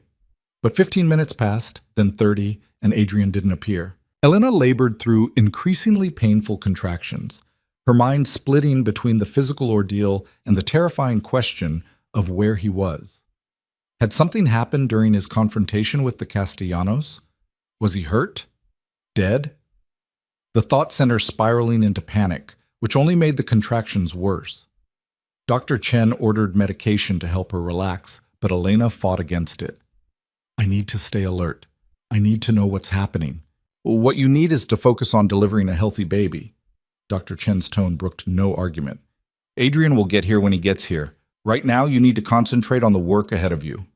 Another contraction hit, this one so powerful, Elena forgot about everything except breathing through it. The nurse, a kind-faced woman named Patricia, coached her through the breathing techniques she'd learned in birthing class, techniques that felt utterly inadequate now that she was actually in labor. An hour passed, then 2. Elena progressed to 7 centimeters, then 8. The pain was unlike anything she'd experienced, relentless waves that built and crested and crashed, giving her barely enough time to recover before the next one hit. And still, Adrian didn't come. "Something's wrong," Elena panted. "He would be here. He promised he'd be here." Dr. Chen exchanged a glance with Patricia that Elena couldn't read. "I'm sure he's doing everything he can to get here." "You don't understand. He's out there dealing with dangerous people. What if they hurt him? What if—" Another contraction cut off her words, this one accompanied by an overwhelming pressure that made her scream. "That's it, Elena. You're fully dilated. It's time to push." "No, not without Adrian. I can't do this without him." "Yes, you can." Dr. Chen's voice was steel wrapped in velvet. "You're strong enough to do this alone. You've been strong enough all along." The words hit something deep inside Elena. She had been doing this alone. For 2 years, she'd been surviving, adapting, making impossible choices. She'd built a life from nothing, protected herself and her unborn child through sheer determination. She didn't need Adrian to get through this. But God, she wanted him here. The pushing stage was brutal. Elena had read about it, prepared for it, thought she understood what it would be like. Nothing had prepared her for the reality, the all-consuming pressure, the burning intensity, the complete surrender of control to her body's primal process. "One more push," Dr. Chen encouraged. "I can see the head. You're almost there." Elena bore down with everything she had, and suddenly the pressure released in a rush. A thin, reedy cry filled the room, the most beautiful sound she'd ever heard. "It's a girl!" Dr. Chen announced unnecessarily, lifting the tiny, perfect baby into view. A healthy baby girl! Elena barely heard her. She was staring at her daughter, red-faced and screaming, covered in vernix and blood, absolutely perfect. The nurse placed her on Elena's chest, skin to skin, and the baby's cries quieted as she felt her mother's heartbeat. Hi, Elena whispered, tears streaming down her face. Hi, baby girl. I'm your mom. I've been waiting so long to meet you. The baby opened her eyes, dark blue, like all newborns, but Elena could see hints of gray already. Adrian's eyes. She had a shock of dark hair and tiny, perfect fingers that wrapped around Elena's thumb with surprising strength. What's her name? Patricia asked gently. Elena had been avoiding thinking about names, afraid to jinx anything by planning too far ahead. But now, looking down at her daughter, one name rose above all others. Sophia, she said softly. Sophia Grace. It meant wisdom and blessing, two things Elena desperately hoped her daughter would have in abundance. The medical team took Sophia briefly to clean her up and perform newborn assessments. Elena watched anxiously as they weighed and measured her, checking reflexes and breathing. But Sophia passed every test with flying colors, 6 pounds, 4 ounces of healthy baby girl. When they returned Sophia to Elena's arms, wrapped in a soft pink blanket, the reality of what had just happened crashed over her. She was a mother. This tiny person was completely dependent on her for everything. The responsibility was staggering, and she was still alone. Dr. Chen must have read her expression. I've sent word to Adrian again. I'm sure he'll be here soon. But another hour passed with no sign of him. Elena tried to nurse Sophia, fumbling through the process with Patricia's patient guidance. The baby latched on after several attempts, and Elena felt the strange tug and pull of her daughter feeding. She's a natural, Patricia said. Good, strong suck reflex. Elena stroked Sophia's downy hair, marveling at the perfection of her tiny ears, the delicate curve of her cheek. Where's your daddy? She whispered. Where is he, little one? As if in answer, the door burst open. Adrian stood in the doorway, and Elena's heart stopped. He was a mess, his shirt torn and bloody, a cut above his eyebrow still seeping, bruises already forming on his jaw. But he was alive. He was here. Elena. Her name came out choked. His eyes found the baby in her arms, and something in his expression shattered. Are you both? We're fine. We're both fine. Elena couldn't stop the tears. Where were you? Adrian crossed the room in 3 long strides, then stopped short, as if afraid to come closer. There were complications. The Castellanos weren't alone. There was an ambush. I'm sorry, Elena. I tried to get here sooner. Are you hurt? Nothing that matters. His eyes were locked on Sophia, drinking in every detail. May I hold her? Elena's first instinct was to refuse, to punish him for missing the birth. But then she saw the naked longing on his face, the way his hands trembled as he reached out, and she couldn't do it. Wash your hands first, and take off that bloody shirt.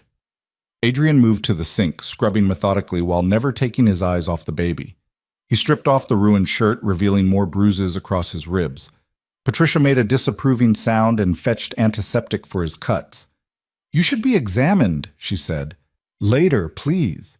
Adrian held out his arms, and Elena carefully transferred Sophia to him. The transformation was instant and total. Adrian's entire body changed, softening, opening, becoming something Elena had never seen before. He cradled Sophia with infinite gentleness, supporting her head with practiced care that surprised Elena. Hello, little one, he whispered. I'm your father. And I'm sorry I wasn't here when you were born. That's the first promise I've broken to you, but I swear it'll be the last. Sophia made a small sound, and Adrian's face lit up with wonder. She's so small, so perfect.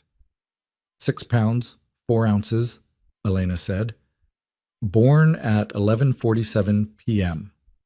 What's her name? Sophia. Sophia Grace.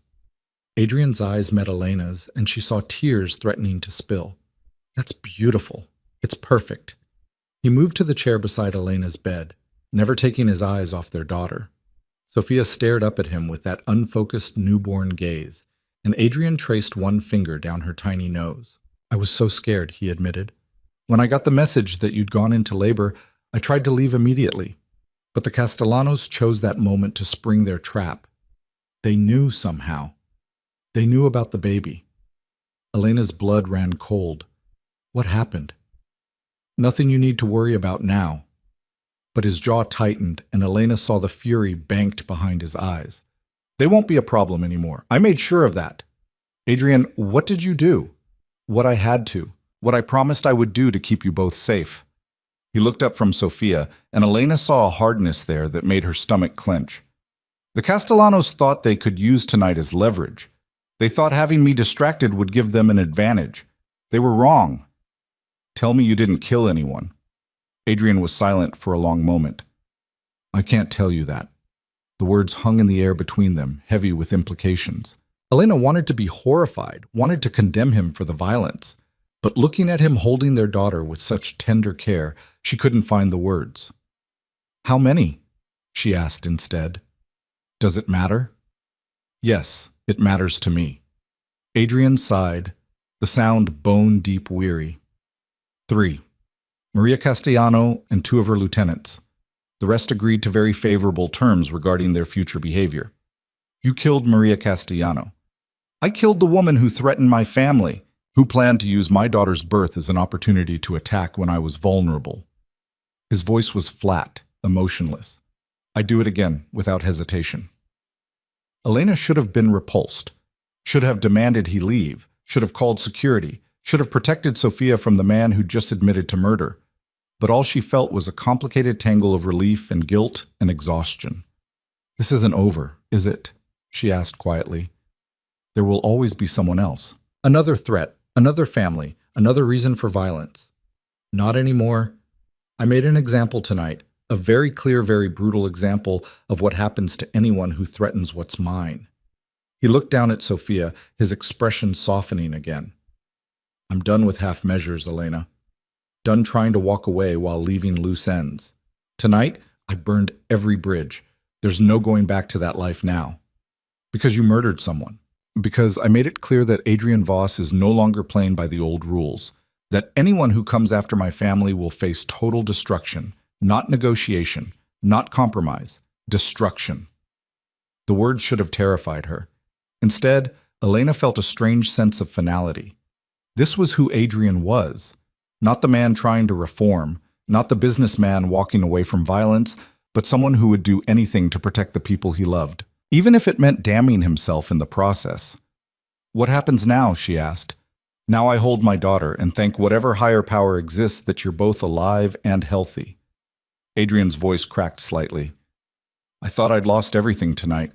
Thought I'd have to live with missing her birth, with you hating me for not being here. This right now is more than I deserve. Elena reached out, her hand covering his where it rested on Sofia's chest. You're here now. That's what matters. I'll never miss another important moment. I swear to you, Elena, whatever else happens, I'll be there for her, for both of you. Even if I don't want you there? The question made him flinch, but he didn't look away. Even then, you can hate me, refuse to see me, cut me out of your life completely. But I will always be there for Sofia. That's not negotiable. Before Elena could respond, Sofia began to fuss, her tiny face scrunching up in displeasure. Adrian immediately shifted, trying to soothe her, but the baby's cries only intensified. She's probably hungry again, Patricia said, materializing with perfect timing. Want me to take her so you can rest? Or would you like to try nursing again?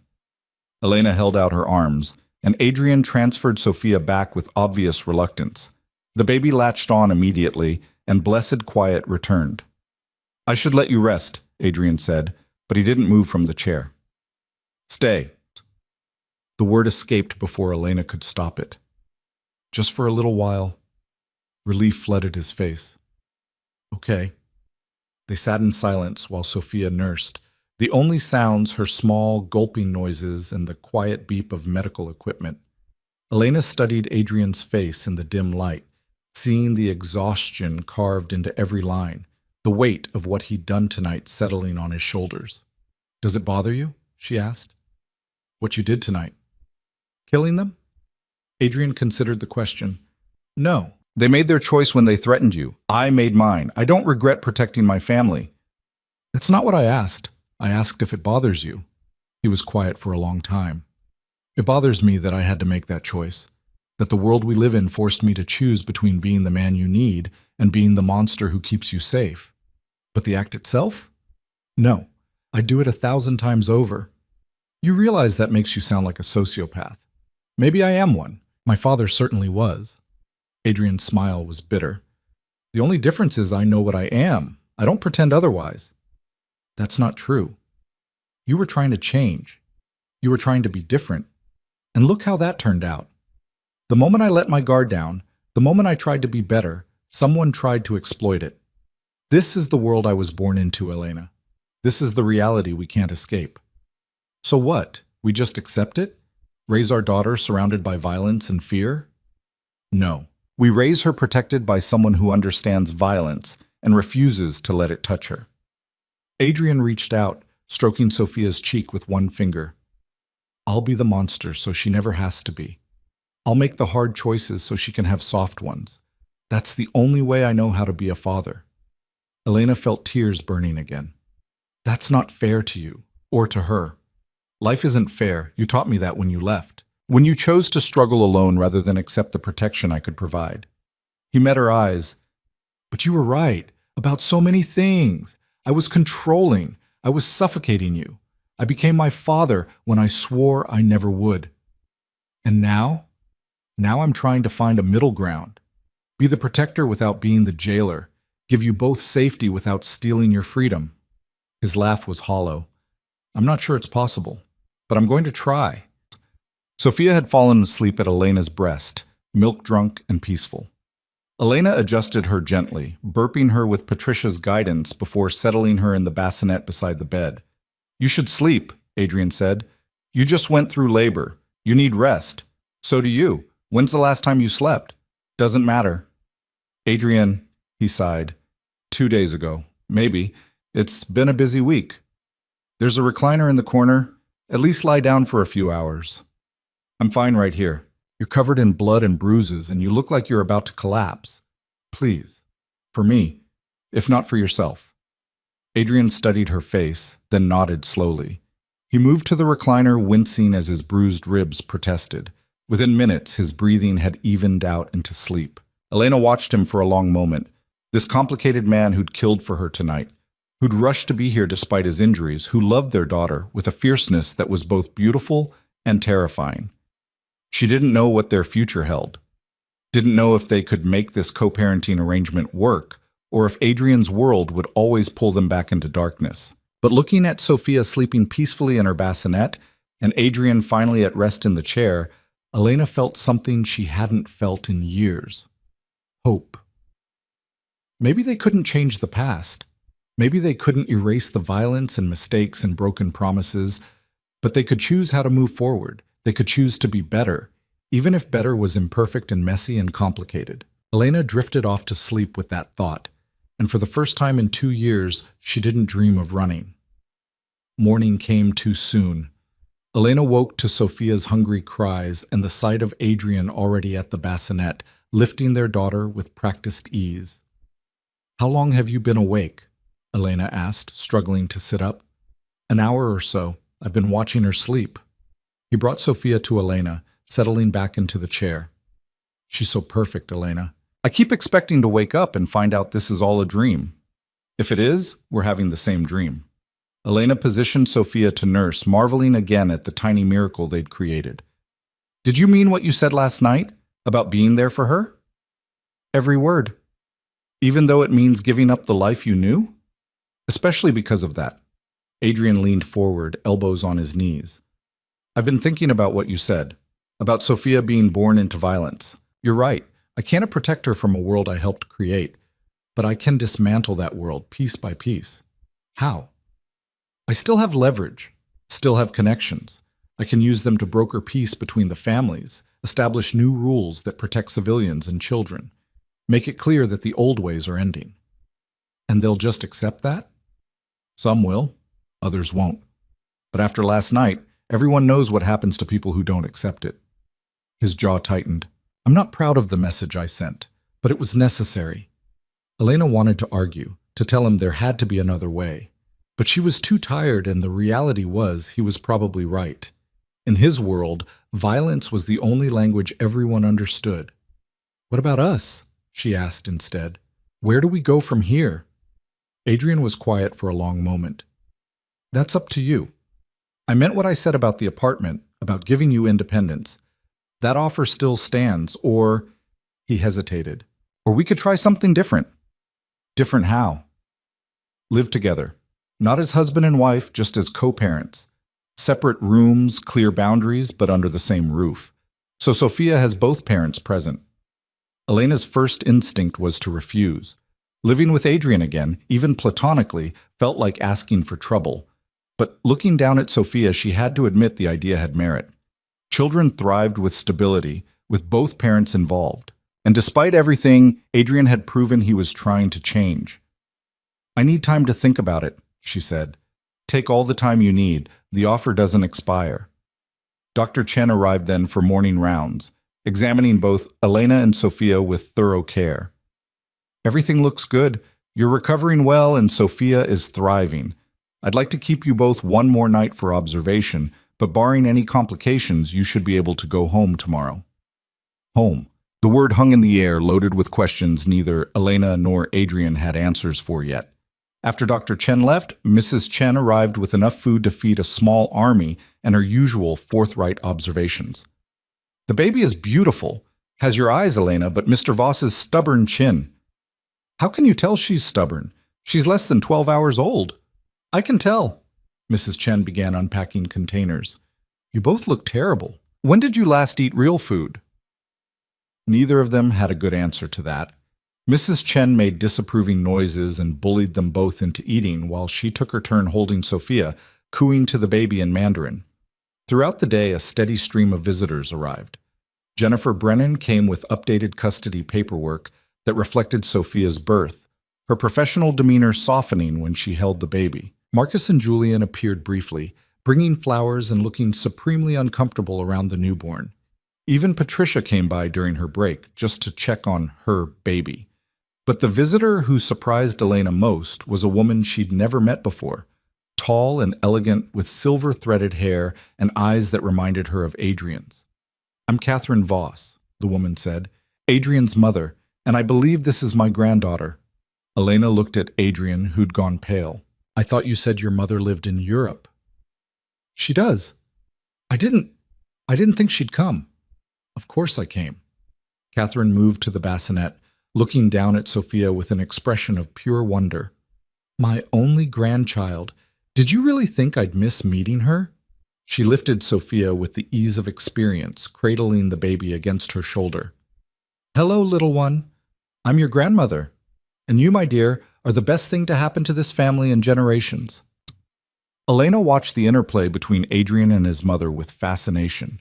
There was tension there, old hurts barely scabbed over. But there was also love, complicated and messy, but undeniable. "How long are you staying?" Adrian asked. "As long as I'm needed. I have nothing pressing in Geneva." Catherine sat in the chair, never taking her eyes off Sophia. "You've made quite a mess of things, Adrian, but this little one is perfect, so perhaps there's hope for you yet." "Mother." "Don't mother me. You know I'm right." She looked up at Elena. "How are you feeling, dear?" "Tired, sore, confused." "All normal for a new mother, especially one whose child's father has been causing international incidents." Catherine's tone was dry.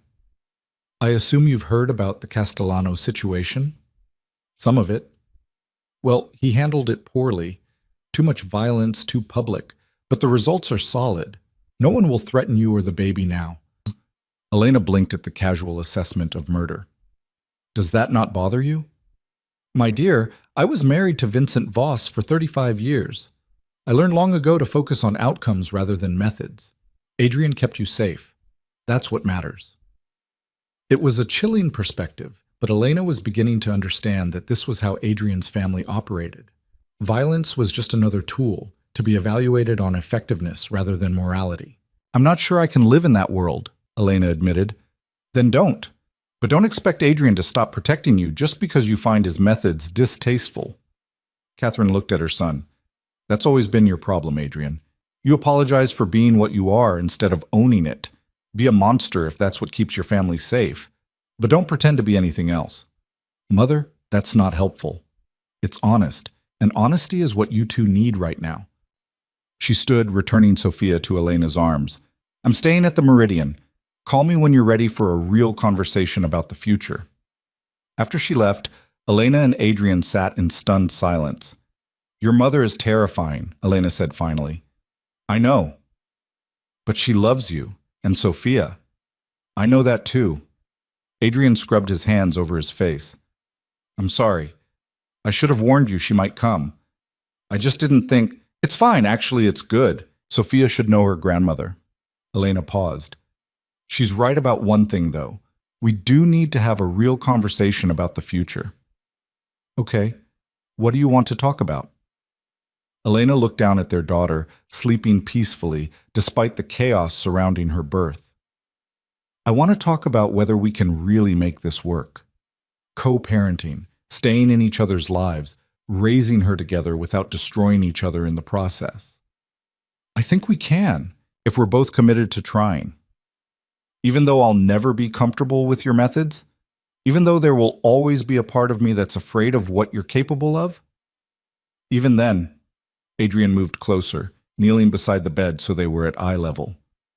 I'm not asking you to approve of everything I do, Elena. I'm asking you to trust that everything I do is to protect you and Sophia. Can you do that? Elena searched his face, looking for the lie, the manipulation. But all she saw was sincerity and hope and love so fierce it almost hurt to witness. I can try, she said finally. That's all I can promise. I can try. That's enough. That's more than enough. Sophia stirred between them, making small, sleepy sounds. Together, Elena and Adrian watched their daughter, this tiny person who'd already changed everything. Whatever came next, whatever challenges they faced, they'd face them together. Not as husband and wife, maybe not even as friends yet, but as parents united in their determination to give Sophia the life she deserved. And somehow, Elena thought, that might be enough. It might be exactly what they needed to heal the wounds between them and build something new from the ashes of what they'd lost. Hope, she was learning, didn't require certainty. It just required the willingness to try. And for the first time in years, Elena was willing to try. The discharge from the medical facility came the next afternoon, and with it, a decision Elena had been avoiding. Adrian stood in the doorway of her room, a car seat in one hand and hope written across his face. The apartment is ready, he said. The one with the yellow nursery. Or if you'd prefer, the penthouse has everything you and Sophia need. Your choice. Elena looked down at their daughter, bundled in a soft pink going-home outfit that Mrs. Chen had brought, 24 hours old and already the center of an impossible decision. I need you to be honest with me, Elena said. Completely honest. Is it really over? The threat from the Castellanos? The danger? Adrian set down the car seat and moved closer, his expression grave. The Castellano family is no longer an issue, but I can't promise there won't be other threats in the future. Men like me make enemies. Some of them hold grudges for decades. That's not reassuring. It's honest. He sat on the edge of the bed. I could lie and tell you everything's perfect now, that we'll ride off into the sunset and live happily ever after. But you deserve the truth. My past will always cast shadows. The question is whether we face those shadows together or separately. Elena had spent the night wrestling with that exact question. Living separately meant independence, meant maintaining clear boundaries, meant protecting herself from falling back into old patterns. But it also meant splitting Sophia's time between two homes, meant coordinating schedules and missing moments, meant raising their daughter in the fractured way Elena had sworn she'd never do. If I agree to stay at the penthouse, she said slowly, it's temporary, a trial period, and we set ground rules. Relief flooded Adrian's face, but he kept his voice measured. Whatever you need. Separate bedrooms, no romantic relationship, we're co-parents, nothing more. Agreed. I make my own decisions. About my life, about Sophia's daily routine, about everything that doesn't directly impact her safety. You don't get to override me just because you think you know better. Agreed. And if I ever feel like you're slipping back into controlling behavior, I walk. No arguments, no guilt trips, no making me feel like I'm abandoning you." Adrian's jaw tightened, but he nodded. "Agreed. Anything else?" "Yeah, you go to therapy.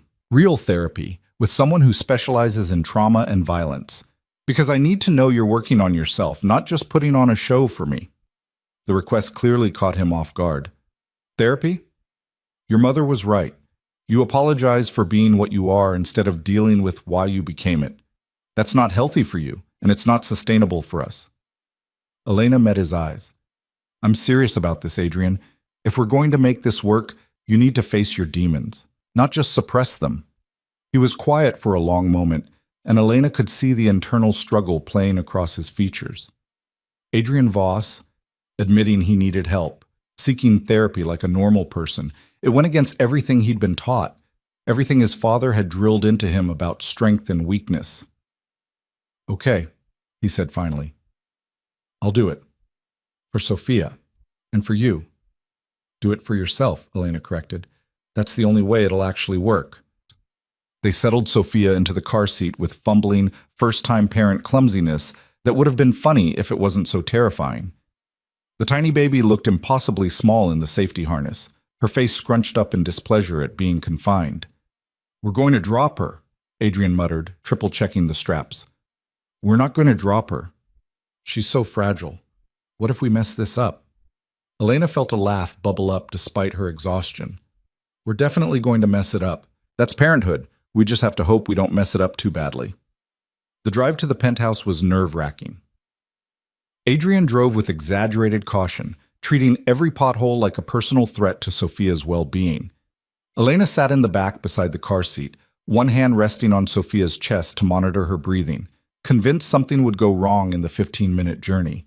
But they arrived safely, and Elena had to admit that Adrian had thought of everything. The guest room had been transformed into a proper nursery, the crib from the apartment relocated here, along with a changing table, rocking chair, and every possible baby necessity arranged with military precision. "Mrs. Chen helped," Adrian admitted. "I had no idea what half this stuff was for." "Neither do I," Elena confessed, looking at the bottle warmer and diaper genie with trepidation. "I've read all the books, but seeing it in person is different." Catherine Voss appeared that evening, taking control with the confidence of someone who'd done this before. She showed Elena different swaddling techniques, talked her through the mysteries of newborn feeding schedules, and took Sophia for an hour so Elena could shower and sleep. "You're doing fine," Catherine said when Elena emerged, looking marginally more human. "Being terrified means you're taking it seriously. It's the overconfident parents you have to worry about." Over the next few days, a rhythm emerged. Sophia woke every 2 to 3 hours to eat, which meant Elena was operating on fragmented sleep and caffeine. Adrian hovered anxiously, wanting to help but unsure how when Elena was breastfeeding. Mrs. Chen appeared daily with food and practical wisdom. Catherine stopped by frequently, offering the kind of experienced guidance that Elena's own mother, gone for 10 years now, couldn't provide. It was exhausting and overwhelming, and nothing like Elena had imagined. But it was also shot through with moments of unexpected joy. Sophia's first real bath, when her eyes went wide with surprise at the warm water. The night she slept for 4 consecutive hours, and Elena woke in a panic, certain something was wrong. Adrian's face the first time Sophia gripped his finger and wouldn't let go. 2 weeks into their new arrangement, Elena found Adrian in the nursery at 3 in the morning, holding Sophia and talking to her in low tones. "Your mom is the strongest person I've ever met," he was saying. "She ran from me because she knew I was becoming someone dangerous. She survived alone for 2 years because she refused to compromise her values. And now she's giving me a chance I absolutely don't deserve." He pressed a kiss to Sophia's downy head. "You're lucky, little one. You got the best parts of both of us. My determination, her heart. My strength, her wisdom. You're going to be extraordinary." Elena's throat tightened. She started to back away, to give them privacy, but Adrian looked up and saw her. "I didn't hear you," he said. "She was fussing. I came to check on her." "She's fine, just wanted company, I think." He stood, transferring Sophia to Elena's arms. "I should let you handle the feeding." "Adrian, wait." Elena settled into the rocking chair, positioning Sophia to nurse. What you said just now about me being strong, you really believe that? Every word. He leaned against the doorframe.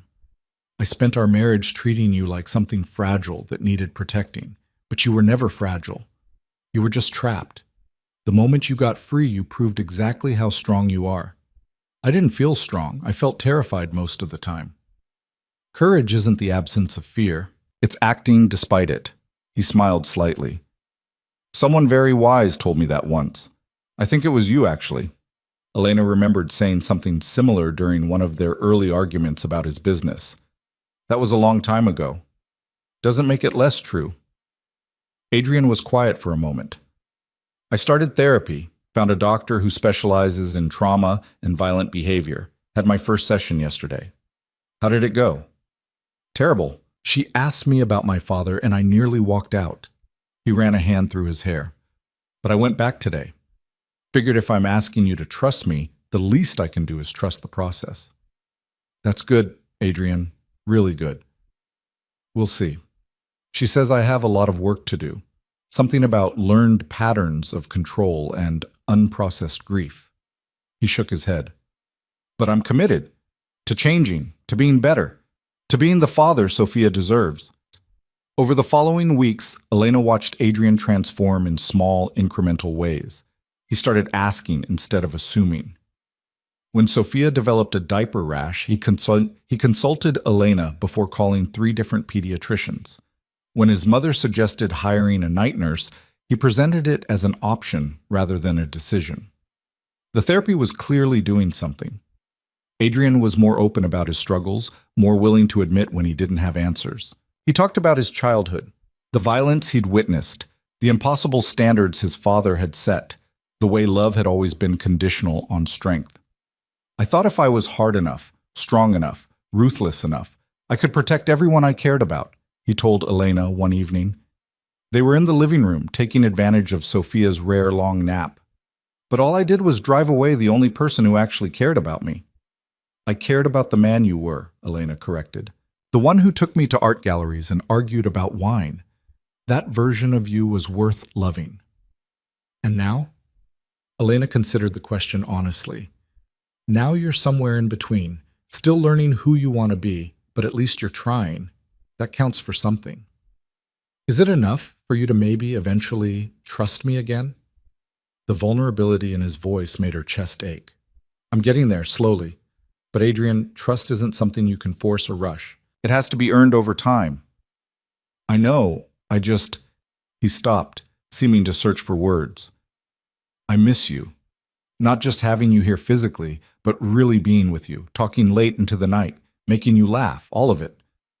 We can't go back to what we were. I know, but maybe we could build something new, something better. Elena wanted to say yes. Wanted to give in to the pull she felt toward him, stronger now than it had been in years. But caution held her back. Ask me again in 6 months, she said. When we've had time to prove this co-parenting thing works. When you've made more progress in therapy. When I'm sure this isn't just new parent bonding hormones talking. Adrian looked disappointed but nodded. 6 months. I can wait 6 months. The incident that changed everything came 5 weeks after Sophia's birth. Elena woke at 2 a.m. to an empty apartment. No crying baby, no sounds at all. Heart pounding, she raced to the nursery. Sophia's crib was empty. Panic seized Elena's throat. She ran through the penthouse, calling Adrian's name, checking every room with increasing hysteria. Finally, she found them on the terrace. Adrian sat in one of the outdoor chairs, Sophia cradled against his bare chest, skin to skin the way the nurses had taught them. He was humming something soft and wordless, and Sophia was completely peaceful, one tiny hand curled against his collarbone. She wouldn't settle, Adrian said quietly when he noticed Elena. I tried everything, rocking, singing, the white noise machine, finally remembered reading something about skin-to-skin contact helping with fussy babies. So I tried it. Elena's panic drained away, replaced by something more complicated. You should have woken me. You were exhausted. I figured I could handle one fussy baby for an hour or two. He smiled down at Sophia. We've been out here talking about the stars. I think she likes astronomy. She's 5 weeks old. She can barely focus past 12 inches. doesn't mean she can't appreciate the concept. Adrian's expression was so tender, so full of wonder, that Elena felt something crack open in her chest. This was what she'd wanted all along. Not the powerful mafia boss or the ruthless businessman, just a man who loved their daughter enough to sit on a terrace at 2 in the morning, skin to skin, talking about stars. "Can I join you?" she asked. "Always." Elena settled into the chair beside his, and they sat in comfortable silence, watching Sophia sleep and listening to the distant sounds of the city below. The night air was cool but not cold, and the sky was surprisingly clear for the city. "I've been thinking about your offer," Adrian said eventually, "the 6-month timeline. And I want to do it right, not rush, not push. I want to earn my way back into your life, if you'll let me." He glanced at her. "So I'm making you a promise. For the next 6 months, I'm going to focus on being the best father and co-parent I can be. No romantic pressure, no trying to win you back, just proving that I can be trusted. What happens after 6 months? After 6 months, I ask you on a date. A real one, like before everything got complicated. And you can say yes or no, and either way, I'll respect your answer." Elena felt tears prickling. "You're really serious about this. I've never been more serious about anything in my life." He reached over with his free hand and Elena took it. "I love you, Elena. I never stopped. But I understand that love isn't enough by itself. It has to be backed up with action, with change, with proving I'm worthy of you. You don't have to be worthy of me. You just have to be honest and present and willing to keep growing. Then that's what I'll be." Sophia stirred between them, making small sleep sounds. Together, Elena and Adrian watched their daughter, this perfect tiny person who'd brought them back together and forced them both to become better versions of themselves.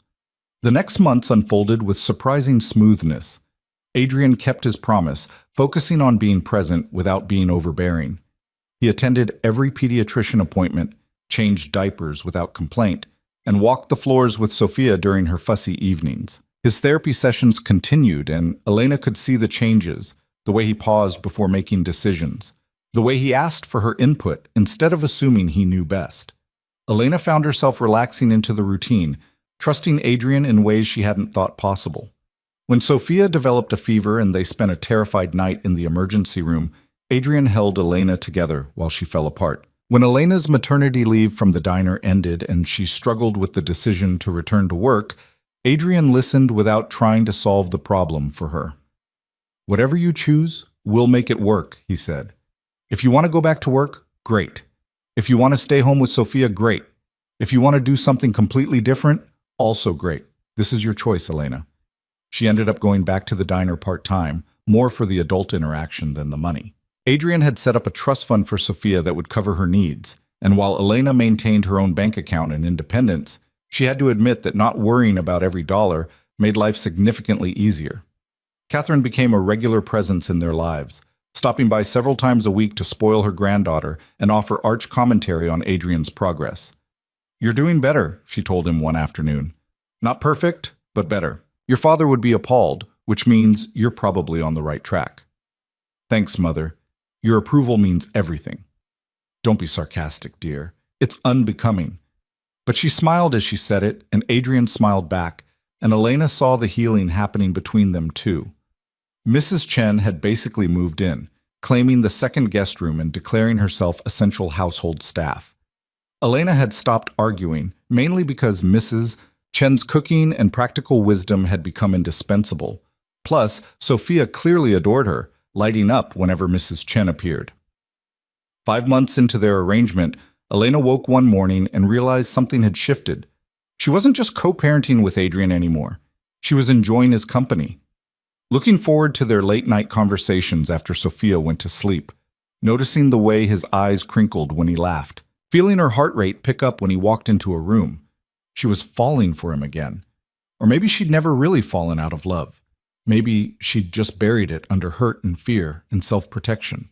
The realization terrified her. "You're thinking too loud," Adrian said from across the breakfast table. Sophia was in her bouncy seat between them, gumming a teething ring with serious concentration. "Sorry, just processing." "Want to talk about it?" Elena looked at him, really looked, He was different than the man she'd married, softer in some ways, harder in others, more honest about his struggles, more present in his life instead of always operating 3 steps ahead. "One more month," she said. "What?" "Until your 6 months are up. Until you ask me on that date." Understanding dawned in his eyes, followed by hope so bright it almost hurt to witness. "You're counting down." "Maybe." "Elena Ward, are you saying there's a chance you might say yes?" "I'm saying ask me in a month and find out." She couldn't quite suppress her smile. "But you should probably start planning. If you're going to court me properly, you'll need to up your game from our first date. I took you to the best restaurant in the city. You took me to the most expensive restaurant in the city. There's a difference." "Noted. So what would properly courting you look like?" Elena thought about it. "Somewhere that means something. Not just impressive, but meaningful. Show me you've been paying attention to who I am now, not who I used to be." Challenge accepted. The last month crawled by with agonizing slowness. Sophia continued to grow, hitting every milestone right on schedule. She started sleeping longer stretches at night, which felt like a miracle. She smiled at everything, but especially at Adrian, who made ridiculous faces to earn each one. Adrian threw himself into planning the perfect date with the same intensity he'd once brought to business deals. Elena caught him having whispered phone conversations and making mysterious notes. It should have worried her, this evidence of his controlling tendencies. But somehow, it didn't. This was different. He was planning something for her, not deciding something for her. The night before the 6-month deadline, they sat on the terrace again, the same spot where Adrian had promised to prove himself. Sophia was asleep inside, monitored by both baby camera and Mrs. Chen's eagle eyes. "Nervous about tomorrow?" Elena asked. "Terrified," Adrian admitted. "What if I get it wrong? What if you say no? Then we keep co-parenting like we have been. The world doesn't end just because I'm not ready for romance. But would you ever be ready? Or would I just be waiting indefinitely for something that's never going to happen?" Elena turned to face him. "I can't promise you anything, Adrian. I can't guarantee that I'll ever fully trust you the way I did before. Too much has happened. Too much hurt has passed between us. I know. But I can tell you that I want to try. That I've seen you changing, growing, becoming someone I could maybe build a future with." She reached for his hand. "So ask me your question, and I'll give you an honest answer." Adrian took a breath, and Elena saw vulnerability and hope and fear all warring across his features.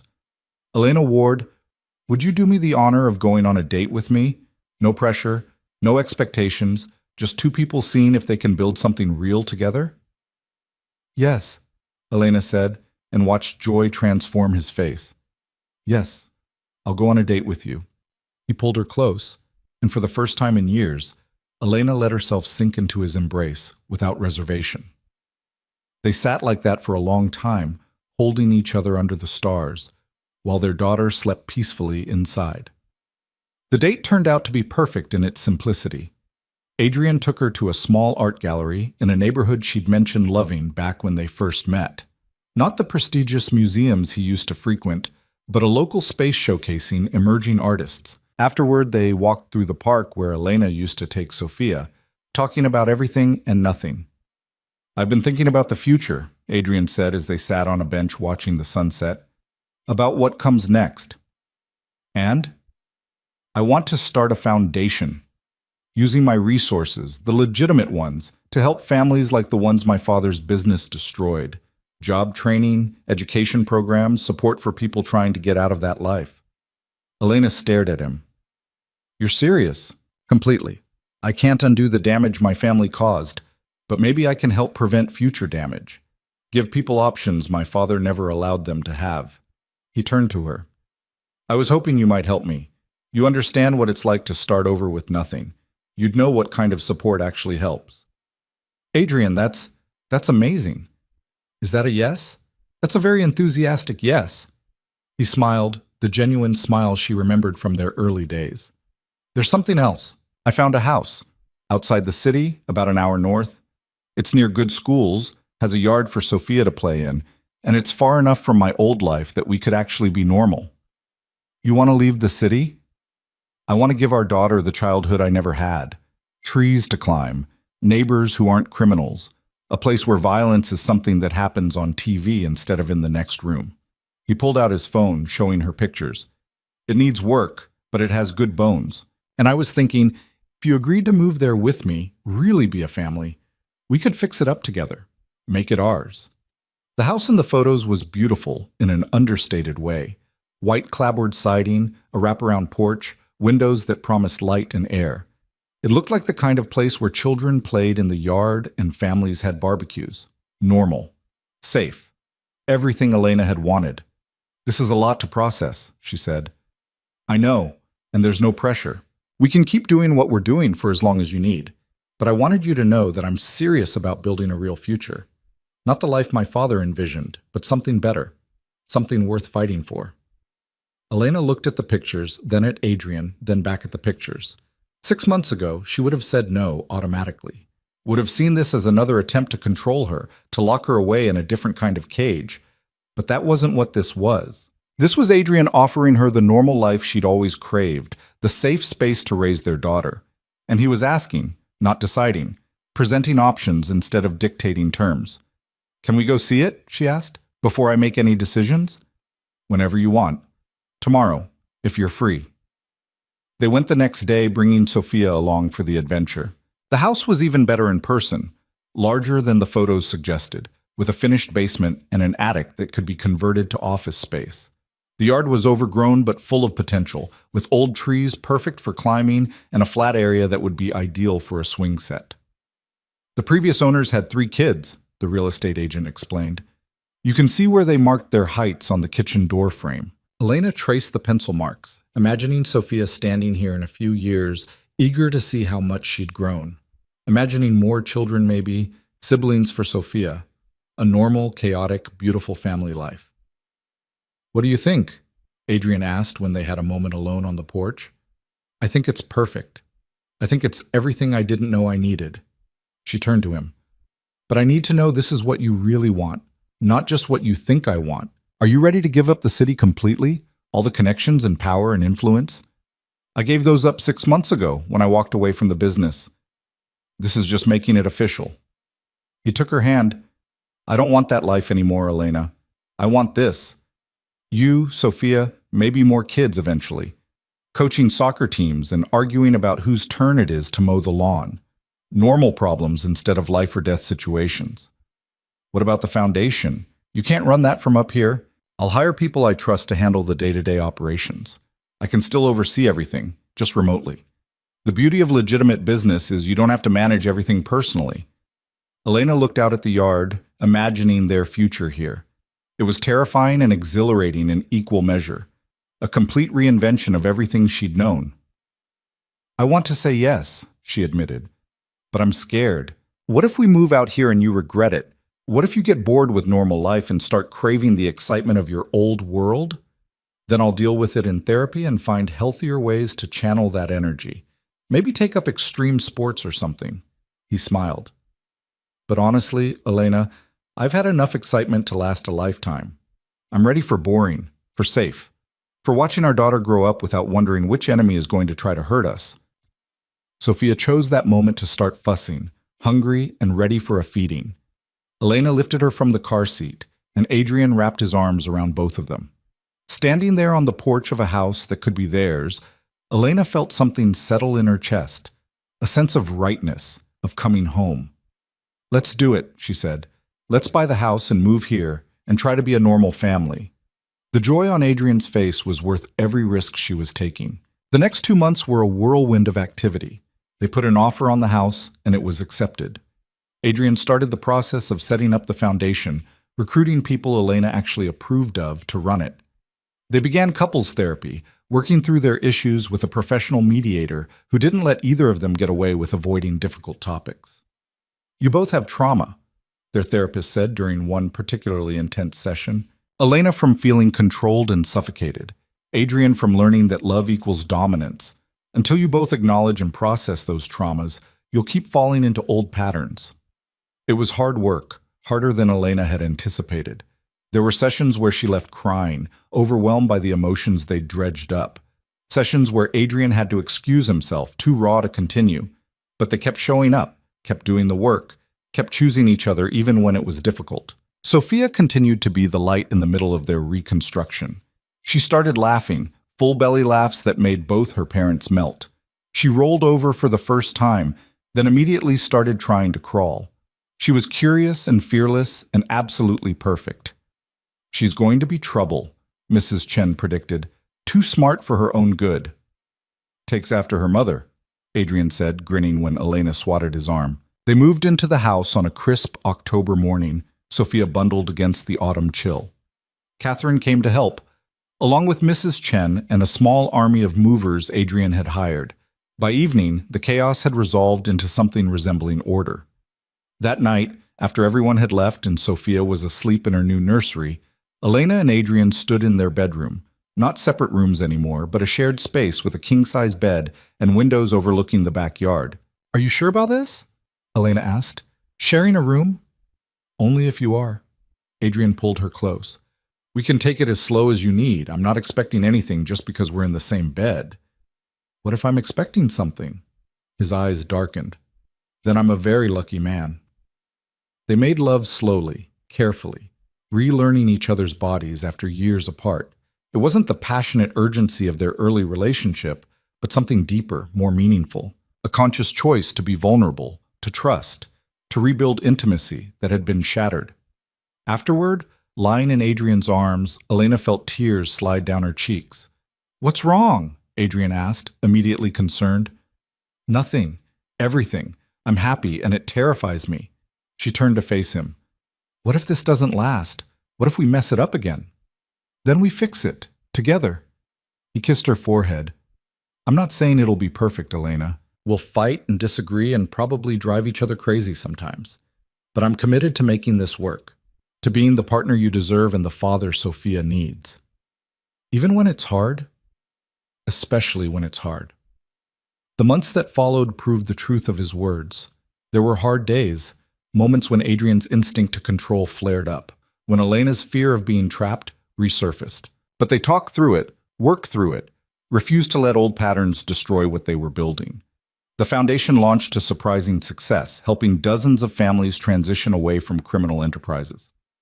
Adrian threw himself into the work with the same intensity he'd once brought to expanding territory, but this time building instead of destroying.